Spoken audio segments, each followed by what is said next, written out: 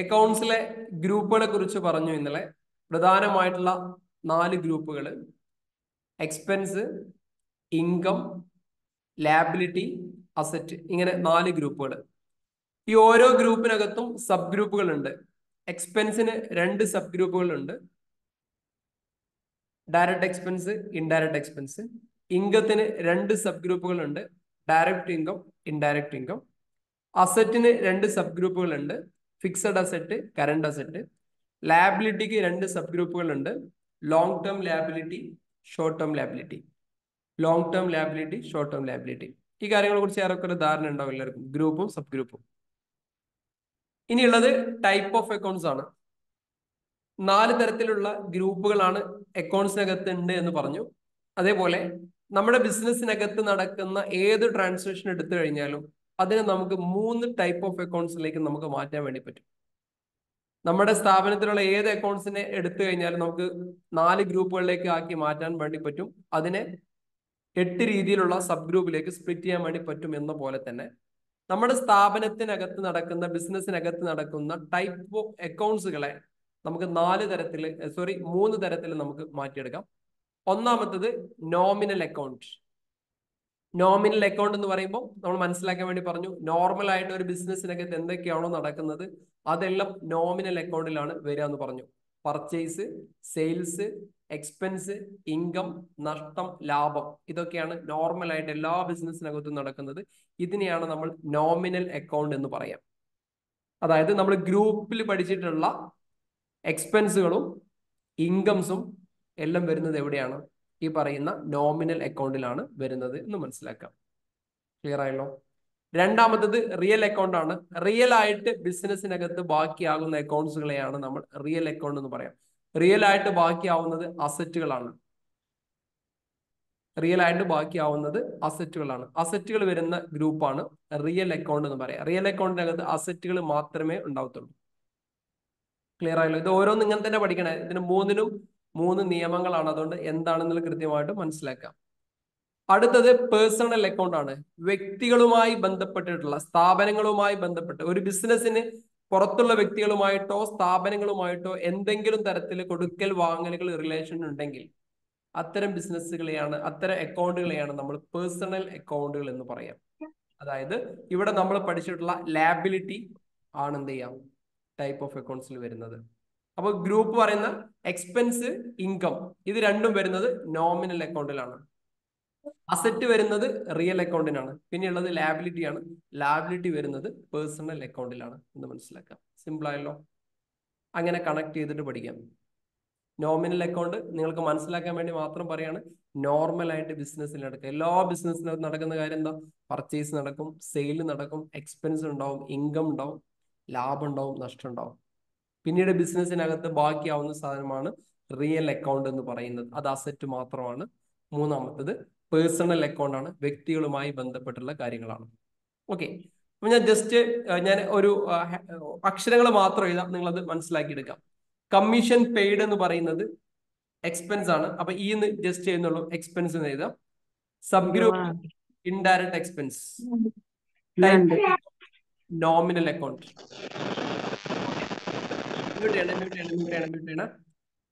Rent received income ആണ്, indirect income ആണ്. Type എന്ന് പറയുന്നത് നോമിനൽ അക്കൗണ്ട് ആണ്. ഓക്കെ, നിങ്ങൾ കമന്റിൽ ഇങ്ങനെ ടൈപ്പ് ചെയ്താൽ മതിയാ. സാലറി പെയ്ഡ് ആണ്. നിങ്ങൾ ഈ സാലറി റിസീവ്ഡ് ആണെങ്കിൽ നിങ്ങൾക്ക് ആ രീതിയിൽ ട്രീറ്റ് ചെയ്യാം. എക്സ്പെൻസ് ആണ്, ഇൻഡയറക്റ്റ് എക്സ്പെൻസ് ആണ്, നോമിനൽ അക്കൗണ്ട് ആണ്. ക്ലിയർ? ഇൻട്രസ്റ്റ് റിസീവ്ഡ് ഇൻകം ആണ്, ഇൻഡയറക്റ്റ് ഇൻകം ആണ്, നോമിനൽ അക്കൗണ്ട് ആണ്. ക്ലിയർ? ഡിസ്കൗണ്ട് റിസീവ്ഡ് ഇൻകം ആണ്, ഇൻഡയറക്റ്റ് ഇൻകം ആണ്, നോമിനൽ അക്കൗണ്ടിലാണ്. ലാൻഡ് അസറ്റ് ആണ്, ഫിക്സഡ് അസറ്റ് ആണ്, റിയൽ അക്കൗണ്ട് ആണ്. ക്ലിയർ? ഫർണിച്ചർ അസറ്റ് ആണ്, ഫിക്സഡ് അസറ്റ് ആണ്, റിയൽ അക്കൗണ്ട് ആണ്. ഇതിൽ എന്തെങ്കിലും ഡൗട്ട് ഉണ്ടെങ്കിൽ ചോദിക്കണേ. ബിൽഡിംഗ് അസറ്റ് ആണ്, ഫിക്സഡ് അസറ്റ് ആണ്, റിയൽ അക്കൗണ്ട് ആണ്. നിങ്ങൾ എല്ലാവരും കമന്റ് ഇങ്ങനെ ചെയ്തോളെ. ക്യാപിറ്റൽ എന്താ? ഡൗട്ടുകൾ ചോദിച്ച ടോപ്പിക്കിൽ മാത്രം ഒന്ന് കോൺസെൻട്രേറ്റ് ചെയ്യാം. ക്യാപിറ്റൽ എന്താ? ഒരാൾ പറയും. പേഴ്സണൽ അല്ലേ? Liability. Liability. Very good. Liability okay, personal. Correct. ഇനി മ്യൂട്ട് ചെയ്തോളെ. ലാബിലിറ്റി ആണ്, ലോങ് ടേം ലാബിലിറ്റി ആണ് എവിടെ വരിക? പേഴ്സണൽ അക്കൗണ്ടിലാണ് വരുന്നത്. കാരണം എന്തുകൊണ്ടാണ് ലോങ് ടേം ലാബിലിറ്റി ആവുന്നത്? നമ്മൾ ബിസിനസ്സിലേക്ക് ഇൻവെസ്റ്റ് ചെയ്യുന്നത് പെട്ടെന്ന് വലിക്കാൻ വേണ്ടിയിട്ടല്ല, ഒരുപാട് കാലത്തേക്ക് ബിസിനസ് റൺ ചെയ്യാൻ വേണ്ടിയിട്ടാണ് നമ്മൾ ഇൻവെസ്റ്റ് ചെയ്യുന്നത്. അപ്പൊ അതുകൊണ്ട് തന്നെ ഈ ഒരു എമൗണ്ട് ബിസിനസ് നമുക്ക് കുറെ കാലം കഴിഞ്ഞതിന് ശേഷം തിരിച്ചിടണം. ബിസിനസിന്റെ പെർസ്പെക്റ്റീവിൽ നിന്ന് ചിന്തിക്കുമ്പോൾ ഈ ഒരു എമൗണ്ട് തിരിച്ചു കൊടുക്കാനുള്ള എമൗണ്ട് ആണ്. ബിസിനസിന്റെ പെർസ്പെക്റ്റീവിൽ നിന്ന് ചിന്തിക്കുമ്പോൾ ഈ എമൗണ്ട് തിരിച്ചു കൊടുക്കാനുള്ള എമൗണ്ട് ആണ് ലോങ് ടേമിലേക്ക് കൊടുക്കാനുള്ള. അതുകൊണ്ടാണ് അങ്ങനെ വരുന്നത്. ഓക്കെ, ഈ ബിൽഡിംഗ് ഒരു എന്തായിരുന്നു? ബിൽഡിംഗ് ഫിക്സ്ഡ് അസറ്റ് ആണോ? ഓക്കെ, നമ്മൾ പറയാം. ബിൽഡിംഗ് അസറ്റ് ആണ്, ഫിക്സഡ് അസറ്റ് ആണ്. ഫിക്സഡ് നാച്ചുറൽ അല്ലേ? സാർ ഒരു ഡൗട്ട്. സൺട്രി ഡെക്ടേഴ്സ് നമ്മൾ അസറ്റ് ആണല്ലോ. ആ, അപ്പം അത് അതന്നെ വന്നിട്ട്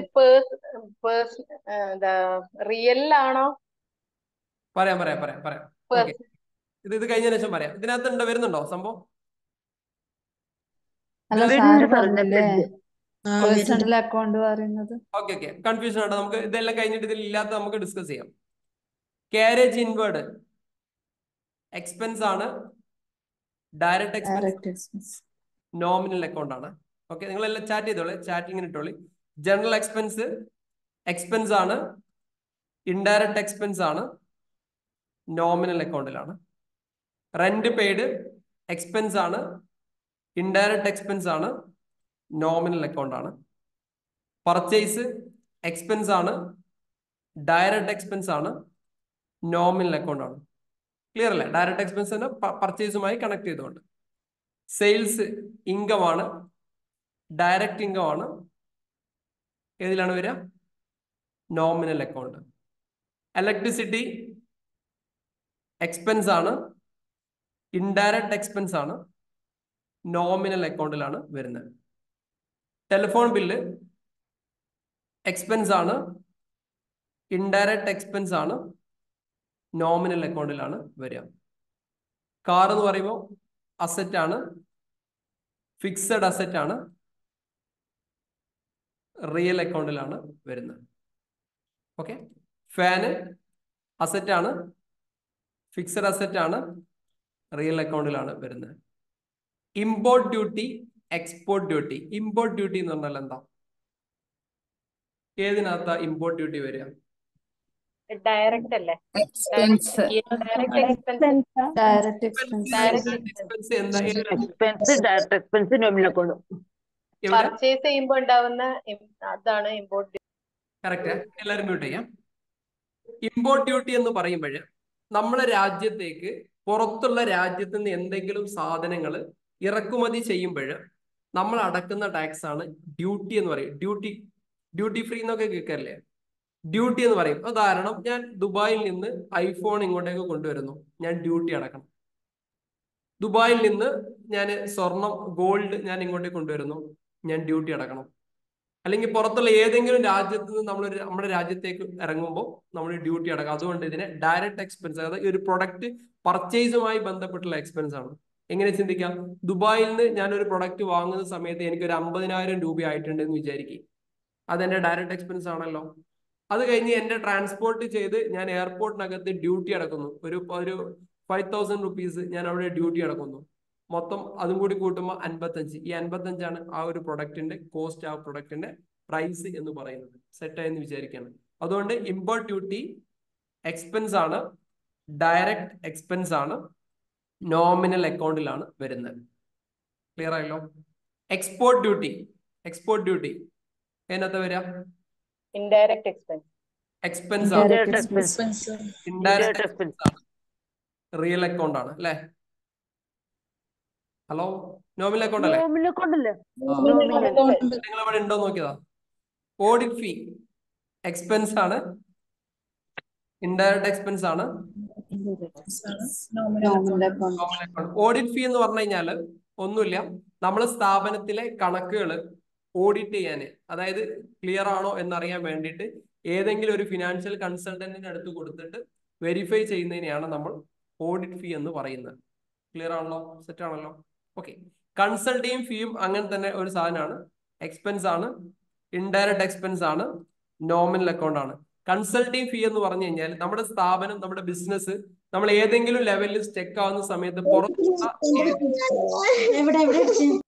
നോക്കണേ, മൈക്ക് മ്യൂട്ട് ചെയ്യണേ, നല്ല സൗണ്ട് പുറത്തേക്ക് വെക്കുക. ഓക്കെ, കുഴപ്പമില്ല, സംഭവം കുഴപ്പമില്ല. മ്യൂട്ടായി മൈക്ക് ഓൺ ആക്കല്ലേ. ഓക്കെ, നീ ശ്രദ്ധിക്കണേ. കൺസൾട്ടിങ് ഫീ എന്ന് പറഞ്ഞാൽ ഒരു ബിസിനസ് ഏതെങ്കിലും സ്റ്റേജിനകത്ത് സ്റ്റെക്കായി നിൽക്കുമ്പോൾ ആ ബിസിനസ് അടുത്ത ലെവലിലേക്ക് പോകാൻ വേണ്ടിയിട്ട് ബിസിനസ് എന്ത് ചെയ്യും? വേറെ ഒരു എക്സ്പെർട്ട് ആയ കുറച്ച് ആളുകളെ ഏൽപ്പിക്കും. ആ ആളുകൾ എന്ത് ചെയ്യും? നമ്മുടെ ബിസിനസിനെ കൺസൾട്ട് ചെയ്യും. അവർ കൊടുക്കുന്ന എക്സ്പെൻസ് ആണ് കൺസൾട്ടിങ് ഫീ എന്ന് പറയുന്നത്. പ്രിന്റിംഗ് സ്റ്റേഷനറി എക്സ്പെൻസ് ആണ്, ഇൻഡയറക്റ്റ് എക്സ്പെൻസ് ആണ്, നോമിനൽ. ഓക്കെ. ക്യാഷ് അസറ്റ് ആണ്, കറണ്ട് അസറ്റ് ആണ്, റിയൽ അക്കൗണ്ട് ആണ്. മ്യൂട്ട് ചെയ്യണം, മൈക്ക് മ്യൂട്ട് ചെയ്യണം. ഓക്കെ. വെഹിക്കിൾ അസറ്റ് ആണ്, ഫിക്സഡ് അസറ്റ് ആണ്, റിയൽ അക്കൗണ്ട് ആണ്. കമ്പ്യൂട്ടർ അസറ്റ് ആണ്, ഫിക്സഡ് അസറ്റ് ആണ്, റിയൽ അക്കൗണ്ട് ആണ്. ഡിസ്കൗണ്ട് റിസീവ്ഡ് ഇൻകം ആണ്, ഇൻഡയറക്റ്റ് ഇൻകം ആണ്. ഏതിലെ വരിക? Nominal account. ഓക്കെ, ചാറ്റിലിട്ടോളെ. ടാക്സ് പേയബിൾ ഏതിലെ വരിക? കറണ്ട് ലയബിലിറ്റി, ഇൻഡയറക്റ്റ്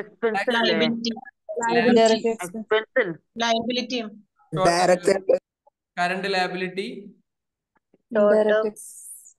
എവിടെ വരിക?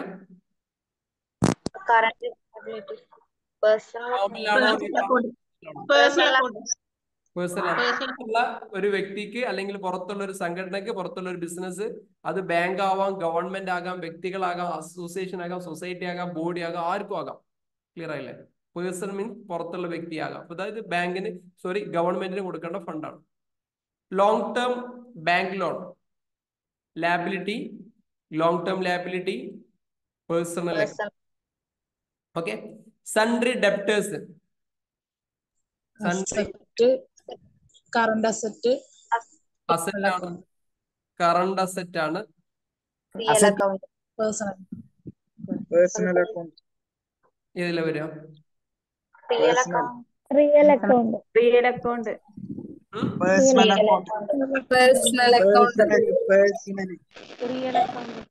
പേഴ്സണൽ ആവില്ല, കാരണം പേഴ്സണൽ ലാബിലിറ്റി അല്ലേ വരുള്ളൂ. സൺട്രി ഡെപ്റ്റർ എന്ന് പറയുന്നത് ഒരു വ്യക്തിയാണ്. കച്ചവടം ഒരാൾ പറയും. ഇതെന്താ സംഭവം? കറണ്ട് അസറ്റ് ഏതിലേക്കാണ് വരിക? കറണ്ട് അസറ്റിന്റെ ഗ്രൂപ്പ് ഏതാ? എല്ലാവരും കമന്റ് ചെയ്താണ്. കറണ്ട് അസറ്റിന്റെ ഗ്രൂപ്പ് ഏതാണ്? ഗ്രൂപ്പ് ഉറപ്പാണോ? കറണ്ട് അസറ്റിന്റെ ഗ്രൂപ്പ് ഏതാ? ഹലോ, കറണ്ട് അസറ്റിന്റെ ഗ്രൂപ്പ് ഏതാ? റിയൽ അസറ്റുകൾ എവിടെയാ വരിക? Real account. പിന്നെന്താ confusion?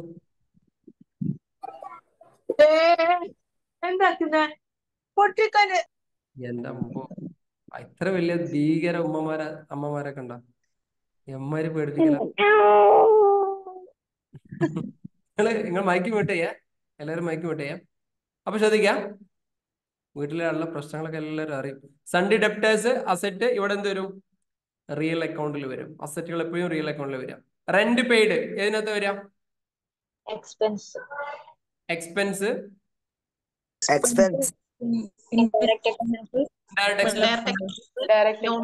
Nominal account. Bonus paid, തൽക്കാലം ബോണസ് പെയ്ഡ് ആയിട്ട് മനസ്സിലാക്കിക്കോളൂ. ബോണസ് റിസീവ് വേറെയാണ്. ബോണസ് പെയ്ഡ് ആണെന്ന് വിചാരിക്കാം. Expense, indirect expense, nominal account. Okay. Capital Liability. long term Long term liability. Personal account. 2 വട്ടം വന്നിട്ടുണ്ടല്ലോ. രണ്ടു Personal account. അത് കുഴപ്പമില്ല. അത് എന്താണ് ക്യാപിറ്റൽ? രണ്ടോട്ട് മൂന്നോട്ട് കുഴപ്പമില്ല. ജസ്റ്റ് എഴുതിക്കോളി. Liability, long term liability, Personal account. Personal account. Drawing, liability. Liability, short time വരിക. ഡ്രോയിങ്സ് ഷോർട്ട് ലോങ് വരും. Short time liability, short time liability. Drawings ഇതിനകത്ത് വരാം. Short term liability. Capital account. Drawings എന്ന് പറഞ്ഞാൽ ആക്ച്വലി എന്താണ് drawings? ക്യാപിറ്റലിന് withdraw ചെയ്യുന്നതാണ്. Personal യൂസിനാണെങ്കിൽ വിഡ്രോ ചെയ്യുന്നത്. ആരെങ്കിലും ഒരാൾ പറയും. എനിക്ക് പേഴ്സണൽ ആവശ്യത്തിന് വേണ്ടി വിഡ്രോ ചെയ്യുന്നത്.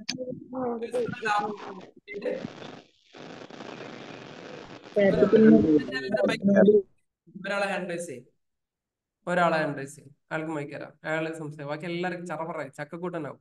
ആരാണ് പറയുന്നത് ഒരു പിടുത്തം കിട്ടില്ല. ഇപ്പൊ ആയിക്കോട്ടെ. ആ പി വി പറഞ്ഞോളെ. ഡ്രോയിങ്സ് അസെറ്റ് ആണ്. അസെറ്റ് ആണ്. ഷോർട്ട് ടേം അസെറ്റ് അല്ലേ? പിന്നെ പറഞ്ഞോളെ. കുഴപ്പമില്ല, നിങ്ങൾ പറയാം. Personal account. ആയിക്കോട്ടെ, ശരി. ഇനി അടുത്ത ആള്. ഒരാളും കൂടി. ബഷീർ മുഹമ്മദ്. കൈ വന്നിക്കുന്ന മാത്രം എടുത്താലേ. ലാബിലിറ്റി അല്ലേ? എനിക്കറിയില്ല.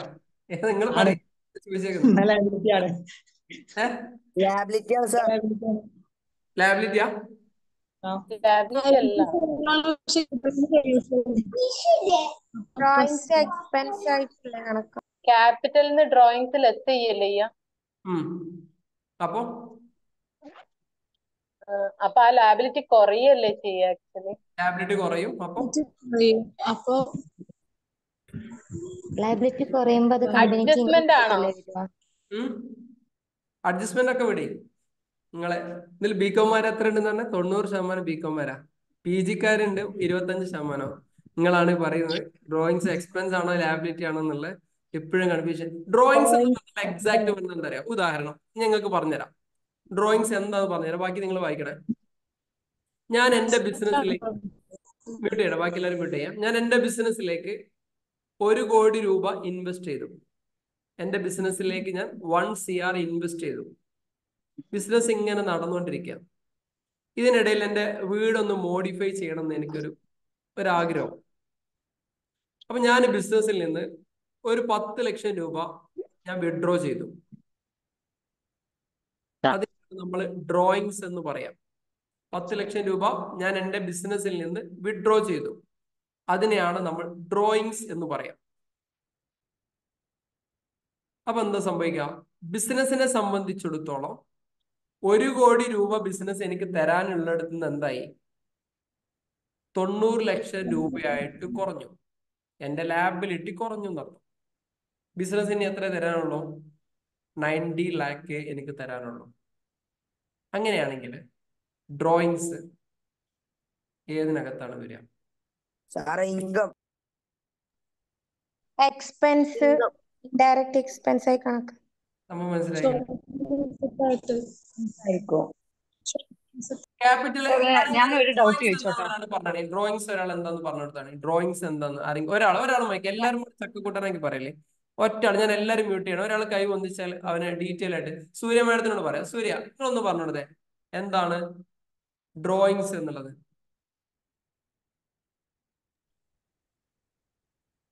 ആരാ? സൂര്യ പറയുന്നില്ല, കേൾക്കുന്നില്ല. വേറെ ആരാളെ? ഒരാളെ, ഒരു 3-4 ആളുകൾക്ക് ചാൻസ്. ഇപ്പൊ ഈ 3 പറഞ്ഞ ഇതിലൊന്ന് അനലൈസ് ചെയ്യാൻ ആർക്ക് കഴിയാം? എക്സ്ക്യൂസ് മീ സാർ, ഞാനൊന്ന് പറഞ്ഞോട്ടെ. പറയാം. അതായത് ബിസിനസ്സിൽ ക്യാപിറ്റൽ എന്ന് പറയുമ്പോൾ ബിസിനസ് ഒന്ന് പുരോഗമിക്കാൻ കൊണ്ടുവന്ന ഫണ്ടാണല്ലോ ശരിക്കും ക്യാപിറ്റൽ നമ്മൾ ഉദ്ദേശിക്കുന്നത്. എനിക്ക് അറിയാത്തോണ്ടെന്നേ ചോദിക്കുന്നത്. അപ്പൊ അത് വർദ്ധിച്ച് വരുമ്പോൾ നമുക്ക് പ്രോഫിറ്റ് കിട്ടുകയാണെങ്കിലല്ലേ നമ്മളെ ബാങ്കിൽ പ്രോഫിറ്റ് ഉണ്ടാവുക. അപ്പൊ അങ്ങനെയാണല്ലോ, അവിടുന്നാണല്ലോ ക്യാഷ് നമ്മൾ വിഡ്രോ ചെയ്യാൻ പറ്റുക. പ്രോഫിറ്റ് അല്ലാതെ നമുക്ക് ബിസിനസ് ഇല്ലല്ലോ, നമ്മള് ഡെപ്പോസിറ്റ് ചെയ്തില്ലേ സാർ? മനസ്സിലായില്ല ഞാൻ ഉദ്ദേശിച്ചത്? ഹലോ, ക്ലിയർ ആയില്ല, ഒന്നുകൂടി പറയൂ. അതായത് ക്യാപിറ്റൽ എന്ന് ഉദ്ദേശിക്കുന്ന സംഭവം നമ്മൾ ബിസിനസ് ഡെവലപ്പ് ചെയ്യാൻ വേണ്ടി കൊണ്ടുവരുന്ന ഫണ്ടാണല്ലോ. ബിസിനസ് ഡെവലപ്പ് ചെയ്യാൻ കൊണ്ടുവരുന്ന ഫണ്ടാണ്. Okay, fund. ഓക്കെ, അപ്പൊ അത് ബിസിനസ് വന്ന് ബിസിനസിന്റെ വളർച്ച കൊണ്ട് നമുക്ക് കുറച്ച് പ്രോഫിറ്റ് ഉണ്ടായി, അത് നമ്മൾ ബാങ്കിൽ നിക്ഷേപിച്ചിരിക്കുകയാണ്. അതിൽ നിന്നാണല്ലോ നമ്മൾ ചെക്ക് എടുത്തിട്ട് വിഡ്രോ ചെയ്യുന്നത്. കുറച്ച് പൈസ ആവശ്യമുണ്ട്, അതിന് പ്രോഫിറ്റ് അല്ലേ എടുക്കുന്നത്? അതിന് ഡ്രോയിങ്സ് ഒന്ന് പറയോ? ഹലോ, വേറെ ആരെങ്കിലും? പ്രോഫിറ്റ് അല്ല, ക്യാപിറ്റല് ഇൻവെസ്റ്റ് ചെയ്യുന്ന പൈസ നമുക്ക് വിഡ്രോ ചെയ്യാൻ പറ്റില്ലല്ലോ. നമ്മൾ ഓൾറെഡി ബിസിനസ്സിൽ ഇട്ടില്ലേ, ചിലപ്പം അതിന് സ്റ്റോക്ക് ആയിട്ട് ഇട്ടിട്ടുണ്ടാവും. ക്യാഷ് ഇൻ ഹാൻഡ് ആയിട്ടും ബാങ്കിലും ക്യാഷ് ഇൻ ബാങ്ക് ആയിട്ട് ബാങ്കിലും ഒക്കെ ഉണ്ടാവില്ലേ? ക്യാപിറ്റൽ എന്താ പറഞ്ഞേ? പോട്ടെ, ഞാൻ ഉദാഹരണം, ഞാൻ ബാങ്കിലേക്ക്, ഞാൻ എന്റെ ബിസിനസ്സിലേക്ക് ഇൻവെസ്റ്റ് ചെയ്തിരിക്കുന്നത്, ശ്രദ്ധിക്കണം, ഞാൻ എന്റെ ബിസിനസ്സിലേക്ക് ഇൻവെസ്റ്റ് ചെയ്തിരിക്കുന്നത് 10 കമ്പ്യൂട്ടർ ആണെന്ന് വിചാരിക്കും. 10 കമ്പ്യൂട്ടർ. അതിനകത്ത് 5 കമ്പ്യൂട്ടർ ഞാൻ എന്റെ ആവശ്യത്തിന് എടുത്തു. എന്നാ ബാങ്കിൽ നിന്ന് വിഡ്രോ ചെയ്യുന്നത് പ്രോഫിറ്റ് ഒക്കെ ഒഴിവാക്കി. ഇതിനൊന്ന് ജസ്റ്റിഫൈ ചെയ്ത് പറയണം. ഇതും ഡ്രോയിങ്സ് അല്ലേ? ഹലോ, ഇതും ഡ്രോയിങ്സ് അല്ലേ? അതിന് പേഴ്സണൽ യൂസിന് എടുക്കുന്നതെല്ലാം ഡ്രോയിങ്സ് ആണ്. എങ്ങനെ? പേഴ്സണൽ യൂസിന് എന്തെടുക്കുന്നോ അതെല്ലാം ഡ്രോയിങ്സിൽ വരും. അത് ക്യാഷ് ആയാലും ഇപ്പൊ അസറ്റ് ആയിട്ട് ഇപ്പൊ കമ്പ്യൂട്ടർ ആയാലും പേഴ്സണൽ യൂസിന് എടുത്താൽ ഡ്രോയിങ്സ് ആയിട്ട് വരും. അതെ, അപ്പൊ ഇനി ഇതിനെ കുറിച്ച് പറയും. ഡ്രോയിങ്സ് ബിസിനസ്സിലെ ഏത് ഗ്രൂപ്പാണ് വരിക എന്നുള്ളത്? അസറ്റ് ആണോ? അസറ്റ് ആണോ? അസറ്റ് അല്ലേ? Current asset.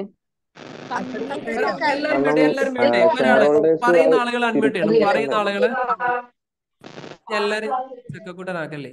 ഒരാള് കൈ പൊന്തിക്ക്, ഞാൻ അവർക്ക് അവസരം തരാം. മിഥിലാജിന് അവസരം തന്നാലോ? മിഥിലാജ ഒന്ന് പറഞ്ഞേ, ഒന്ന് എക്സ്പ്ലെയിൻ ചെയ്തേ. അത് അസറ്റ് ആവാനാണ് ചാൻസ്. കാരണം ആ ഷെയർ ഹോൾഡേഴ്സ് പേഴ്സണൽ യൂസിന് എടുത്ത ആളെ സംബന്ധിച്ചിടത്തോളം അത് കമ്പനിക്ക് തിരിച്ചു കൊടുക്കേണ്ട ലയബിലിറ്റി അല്ലേ? കമ്പനിക്ക് തിരിച്ചു കൊടുക്കേണ്ട ലയബിലിറ്റി അല്ലേ ശരിക്കും പേഴ്സണൽ ആയിട്ടുള്ള ആളെ സംബന്ധിച്ചിടത്തോളം? അപ്പോ കമ്പനിക്ക് കിട്ടാനുള്ള ഒരു ഈ സൺട്രി ഡെപ്റ്റേഴ്സിന് വേണ്ടി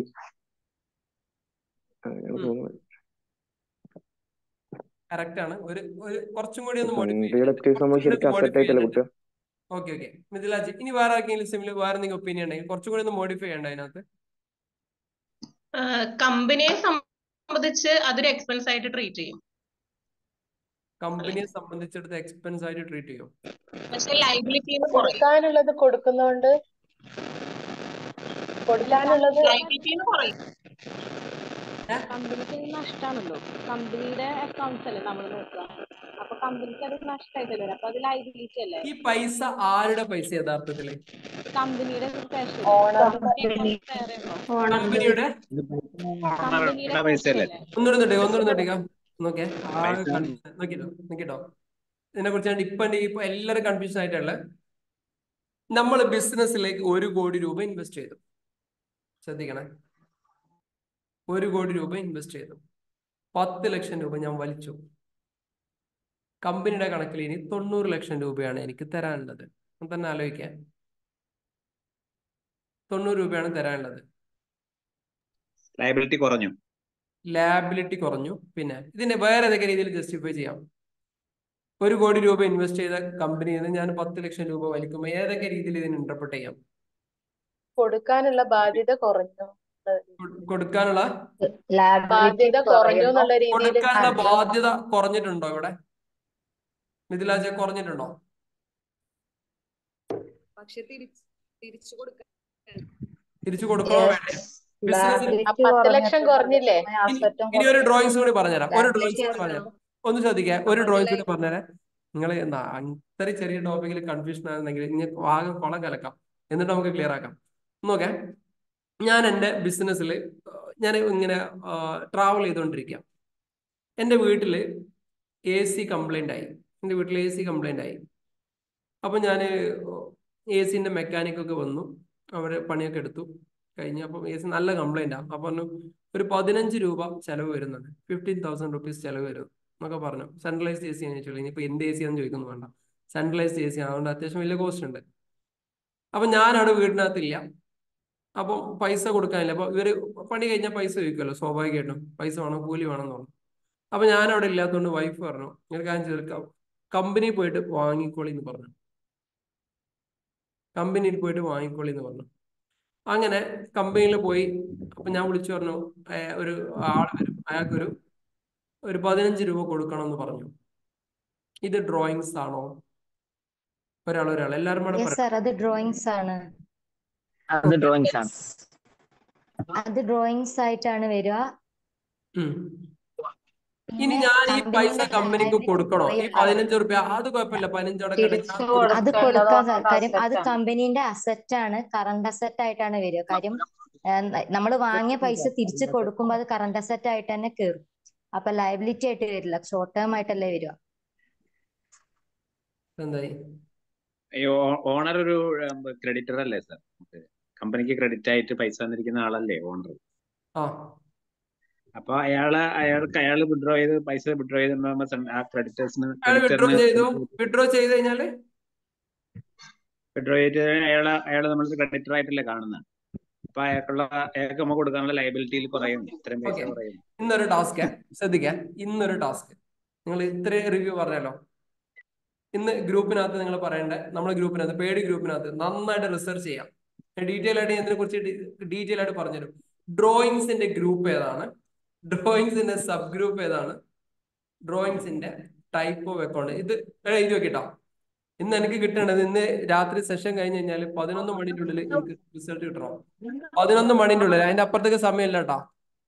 11 മണിന്റെ ഉള്ളിൽ. ഇപ്പൊ എന്തൊക്കെ വന്നു? എക്സ്പെൻസ് എന്ന് പറഞ്ഞു കുറെ ആളുകൾ, അസറ്റ് എന്ന് പറഞ്ഞു കുറെ ആളുകൾ, ലാബിലിറ്റി എന്ന് പറഞ്ഞു. ഇനിയിപ്പോ ഏതാ പറയാത്തുള്ള? എക്സ്പെൻസ്, അസറ്റ്, ലാബിലിറ്റി, പിന്നെ ഏതല്ലേ? പക്ഷെ ഈ ഡ്രോയിങ്സ് ഒരു ഇൻകം കമ്പനിക്ക് വരാനുണ്ട് കേട്ടോ. Drawings interest on drawings.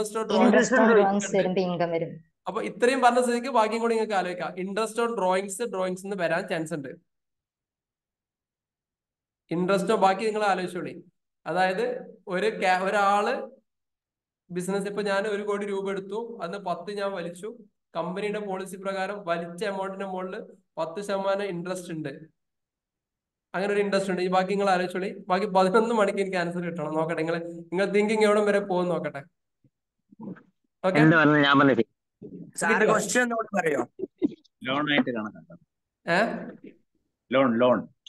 ഒക്കെ നിങ്ങൾ ആലോചിച്ചോളൂ.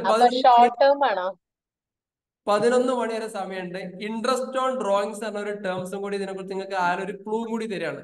ഇൻട്രസ്റ്റ് ഓൺ ഡ്രോയിങ്സ് എന്ന സംഭവമുണ്ട്, അത് കമ്പനിയുടെ ഇൻകം ആണ്. ഓക്കെ, ബാക്കി നമുക്ക് അടുത്തേക്ക് പോവാം. അത് അവിടെ വെച്ചാൽ ഇപ്പം പറഞ്ഞതോ?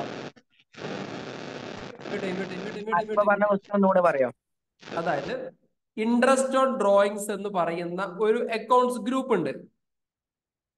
അതിന്റെ അണ്ടർ എന്ന് പറയുന്നത് ഇൻകം ആണ്, ഇൻഡയറക്റ്റ് ഇൻകം ആണ്, നോമിനൽ അക്കൗണ്ട് ആണ്. അതിന്റെ നേച്ചർ ഇൻട്രസ്റ്റിന്റെ മുകളിൽ കിട്ടുന്ന പലിശ. അപ്പൊ ഇനി ബാക്കി ഡ്രോയിങ്സ് എന്താന്നുള്ളത് നിങ്ങൾ 11 മണിക്കുള്ളിൽ ഗ്രൂപ്പിൽ അപ്ഡേറ്റ് ചെയ്യാം. സാർ ഒരു ഡൗട്ട് വെച്ചോട്ടെ, ഈ ഡ്രോയിങ്സ് എടുത്തു കഴിഞ്ഞാൽ ഇതിനെക്കുറിച്ചുള്ള ഡൗട്ട് പറഞ്ഞല്ലേ? ഞാൻ എനിക്ക് ഇത്രയും ക്ലൂ തന്നനുസരിച്ച് ഇനി ഡൗട്ട് പറഞ്ഞില്ല. ഈ സെഷൻ ഡിസ്കസ് ചെയ്യൂട്ടോ, ഡീറ്റെയിൽ ആയിട്ട് ഇതിനെ കുറിച്ച് പറയും. പക്ഷെ നിങ്ങൾ ഇതൊന്ന് തിങ്കിങ് ഒന്ന് പറയണം. ഗൂഗിൾ നോക്കിയാലൊന്നും കിട്ടൂല കേട്ടോ, ഗൂഗിൾ നോക്കിയാലൊന്നും കിട്ടൂല. നിങ്ങൾ ചിന്തിച്ച് തല മണ്ടെടുത്തിട്ട് ചിന്തിക്കണം. കുറെ ആൾക്കാർ ഗൂഗിൾ നോക്കിയിട്ട് പല സാധനം പറയണ്ടേ. ഓക്കെ, അവിടെ വെച്ചിട്ടോ. അപ്പൊ ഈ സാധനം ഇവിടെ ഇങ്ങനെ തന്നെ 0 ഇടാണ്. നന്നായിട്ട് ചിന്തിക്കണേ, ശരിക്കും ആലോചിച്ചാൽ മതി. ഇത് വലിയ ചിന്തിക്കാനുള്ള സംഭവങ്ങളൊന്നുമില്ല. ഒരു ഡൗട്ട് ചോദിച്ചോട്ടെ സാർ, ഡ്രോയിങ്സ് തിരിച്ചു കൊടുക്കേണ്ട ആവശ്യമുണ്ടോ കമ്പനിക്ക്? ഉണ്ടോ? കൊടുക്കണം.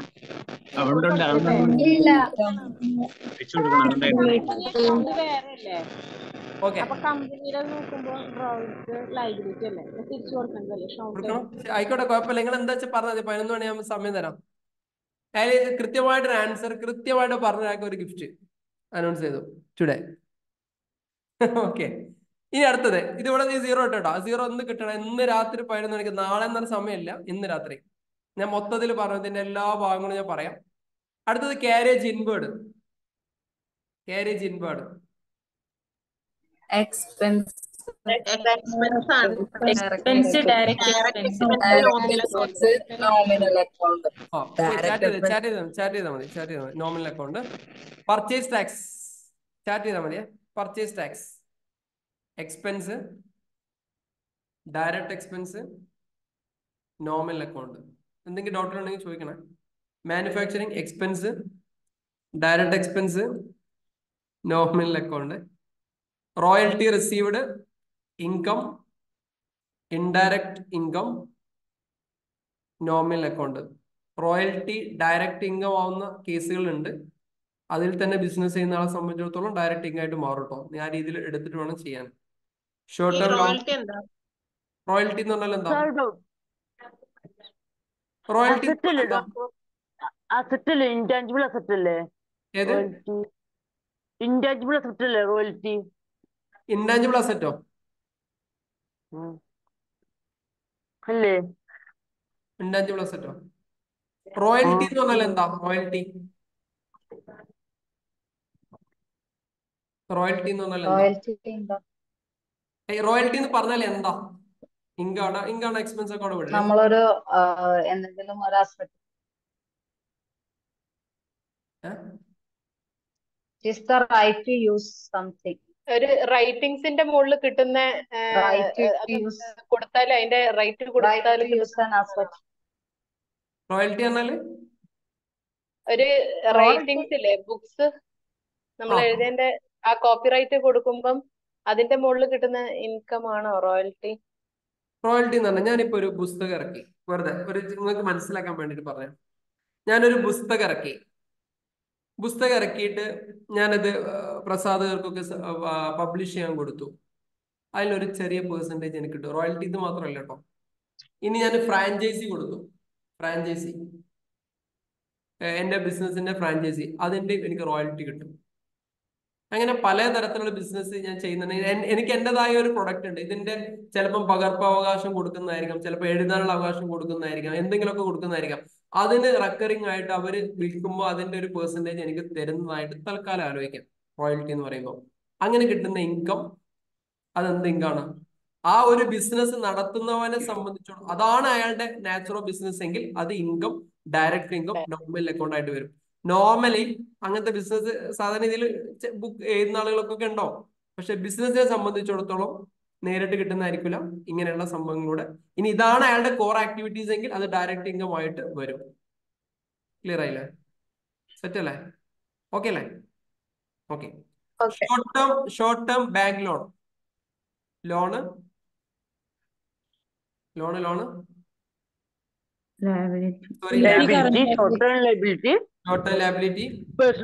Personal account.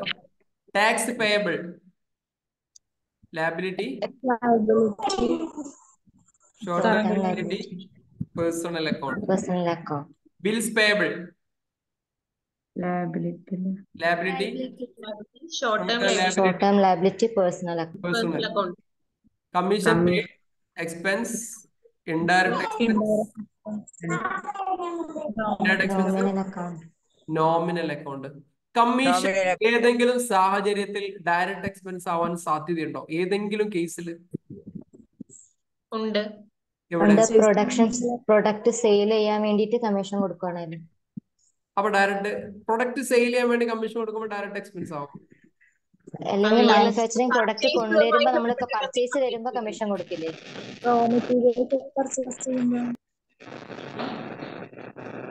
Commission paid. ഉദാഹരണം, കമ്മീഷനിൽ ജീവിക്കുന്ന ഒരു ബിസിനസ്, കമ്മീഷൻ ഏജന്റ് അങ്ങനെ പറഞ്ഞൊരു തസ്തിക ഉണ്ടല്ലോ, ബിസിനസ് ഉണ്ടല്ലോ. അയാൾ വേറെ ബിസിനസ്സും പ്രൊഡക്റ്റും ഒന്നുമില്ല, കമ്മീഷൻ മാത്രമാണ് പരിപാടി. പ്ലേസ്മെന്റ് ഒക്കെ നടത്തുന്നവര് അവരുടെ നാച്ചർ എന്തായിരിക്കും? അത് ഡയറക്റ്റ് എക്സ്പെൻസ് ആവും, കാരണം അവരുടെ ബിസിനസ് ആക്ടിവിറ്റി ഡയറക്റ്റ്. ഇനി നോക്കി, interest allowed, expense, indirect expense, കുറച്ചുകൂടി സ്പീഡ് പോട്ടോ. നോമിനൽ അക്കൗണ്ട് നിങ്ങൾക്ക് മനസ്സിലായി തന്നു. Freight, expense, direct expense, nominal account. Wage രണ്ട് രീതിയിൽ എടുക്കാം, നമ്മൾ ഓൾറെഡി പറഞ്ഞതാണ്. അതിനകത്ത് ഇനി വീണ്ടും പറയണ്ടെന്ന് തോന്നുന്നു. Expense, direct expense, nominal account. ഫാന് asset, fixed asset, real account. Motor, asset, fixed asset, എന്തായിരുന്നു? Real account. CCTV asset, fixed asset, real account. Furniture ഇതേപോലെ തന്നെ, ഇലക്ട്രിക്കൽ ഇതേപോലെ തന്നെ, ഇന്റീരിയർ ഇതേപോലെ തന്നെ, ചെയർ, ടേബിള്, ഈ സാധനങ്ങൾ ഇവിടെ വരെ ഇതേ സാധനം തന്നെ. അസറ്റ്, ഫിക്സഡ് അസറ്റ് ഈ സംഭവമായിട്ട് വരാം. Sales, income, direct income. Okay, income, direct income, nominal account. Nominal account. Sundry creditors, liability, current liability. Advertisement expense ഇത് വീണ്ടും പറയേണ്ട തോന്നുന്നുണ്ട്. പോസ്റ്റേജ് പറയേണ്ട. Bank asset, current asset, insurance paid, general expense, travelling, refreshment, water charge, ഇതൊക്കെ നിങ്ങൾക്ക് normal അറിയുന്ന സാധനമാണ്. ഇതാണ് ഈ സംഭവത്തിൽ നിങ്ങൾക്കുള്ള ടാസ്ക്. ഞാനത് പറഞ്ഞു. ഇപ്പൊ ക്ലിയർ ആയില്ലേ? ഇനി ഗ്രൂപ്പ് ബാങ്ക് എന്ന് പറഞ്ഞാൽ ബാങ്ക് എന്ന് പറഞ്ഞു കഴിഞ്ഞാൽ അസറ്റ്, ക്യാഷ് അറ്റ് ബാങ്കാ? ക്യാഷ് അറ്റ് ബാങ്ക്, ബാങ്കിലുള്ള ബാലൻസ് ആണ് ഉദ്ദേശിക്കുന്നത്. ഓക്കെ, ബാങ്ക് എന്ന് ഉദ്ദേശിക്കുന്ന എല്ലാം ഈ ഒരു രീതിയിൽ തന്നെ ആയിരിക്കും. അല്ലെങ്കിൽ അതിന്റെ മുമ്പിൽ ലോൺ എന്ന് പറഞ്ഞിട്ട് സംഭവം എഴുതും. ലോൺ ഫ്രം എഴുതും. ഏത് ലോണിന്റെ മുമ്പിൽ loan from bank, loan from ഇന്ന വ്യക്തി, ലോൺ ഫ്രം ഇന്ന ഇൻസ്റ്റിറ്റ്യൂട്ട് എല്ലാം അതിന്റെ മുമ്പിൽ ഇങ്ങനെ എഴുതിക്കൊണ്ടിരിക്കും. ഇനി അത് എഴുതേണ്ട ആവശ്യമില്ല. നമ്മളൊരു ബിസിനസ്സിനകത്ത് നിൽക്കുന്ന സമയത്ത് നമുക്ക് കുറച്ച് പൈസ ഇങ്ങോട്ട് വരുമ്പോൾ നമുക്കറിയാലോ അത് എവിടെ നിന്ന് വന്ന പൈസയാണ്. അപ്പൊ അന്വേഷിക്കുമ്പോൾ മലയാളം പറയും ആ ബാങ്കിൽ നിന്ന് എടുത്താണ്, ഈ ബാങ്കിൽ നിന്ന് എടുത്താണ് കൃത്യമായിട്ട് പറയാം.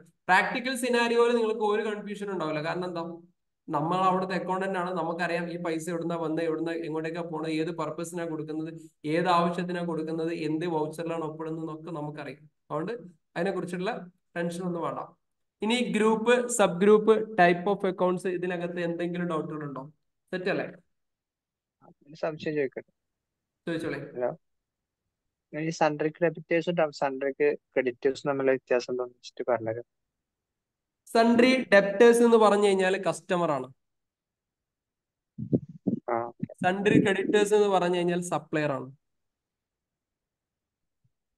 അത്ര വ്യത്യാസമുള്ളത്. നിങ്ങൾ എവിടെയെങ്കിലും എഴുതി വെച്ചോളി.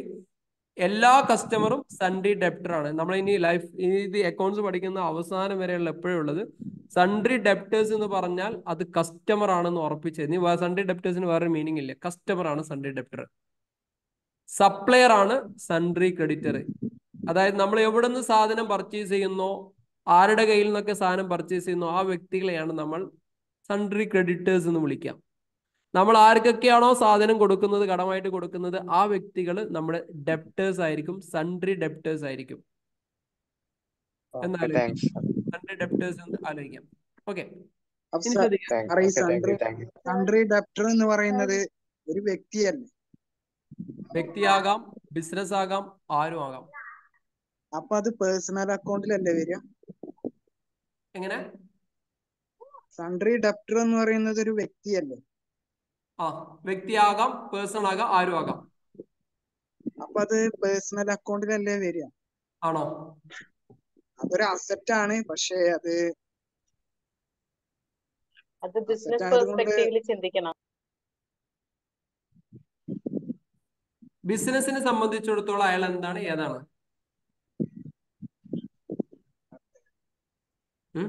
ഓക്കെ, കൺഫ്യൂഷൻ ആയില്ലോ? വെറുതെ ആവശ്യമില്ലാതെ കുറെ ചിന്തിക്കണം. സിമ്പിൾ ആയിട്ട് ചിന്തിച്ചാൽ മതി. നമ്മൾ എപ്പോഴും ശ്രദ്ധിക്കുക, അക്കൗണ്ട്സ് ഇനി നമ്മൾ അങ്ങോട്ട് പഠിക്കാൻ പോകുന്ന എല്ലാം നമ്മൾ എന്നുള്ള വ്യക്തിയിൽ നിന്ന് വേറൊരു വ്യക്തിയെ കണക്ട് ചെയ്ത് ചിന്തിക്കണ്ട. നിങ്ങൾ ബിസിനസ്സിൽ ഇരിക്കുന്ന ഒരാളാണ്, ബിസിനസിന്റെ അക്കൗണ്ട്സ് ചെയ്യുന്ന ഒരാളാണ്. മുതലാളിയുടെ കണക്കല്ല നിങ്ങൾ കൂട്ടുന്നത്, സൺട്രി ഡെപ്റ്ററുടെ കണക്കല്ല നിങ്ങൾ കൂട്ടുന്നത്, കിട്ടാനുള്ള ആളുടെ കണക്കല്ല നിങ്ങൾ കൂട്ടുന്നത്. ബിസിനസ്സിന് ഇയാളുമായിട്ട് എന്താണ്, ബിസിനസിന്റെ ഈ സംഭവം ഇയാൾക്ക് എന്താണ്? അയാൾ ബിസിനസിന്റെ അസറ്റ് ആണോ അയാളടുത്ത് കിടക്കുന്നത്, ബിസിനസിന്റെ മറ്റെന്തെങ്കിലും സാധനമാണോ അയാളടുത്ത് കിടക്കുന്നത്, അല്ലെങ്കിൽ കിട്ടാനുള്ള മറ്റെന്തെങ്കിലും ആണോ കിടക്കുന്നത്? ഇതിനെ കുറിച്ച് മാത്രം ആലോചിച്ചാൽ മതി. ഓക്കെ, ഇനി ഇന്ന് പറയേണ്ട ടോപ്പിക്കിലേക്ക് 8:46 ഒരുപാട് സമയം പോയാ.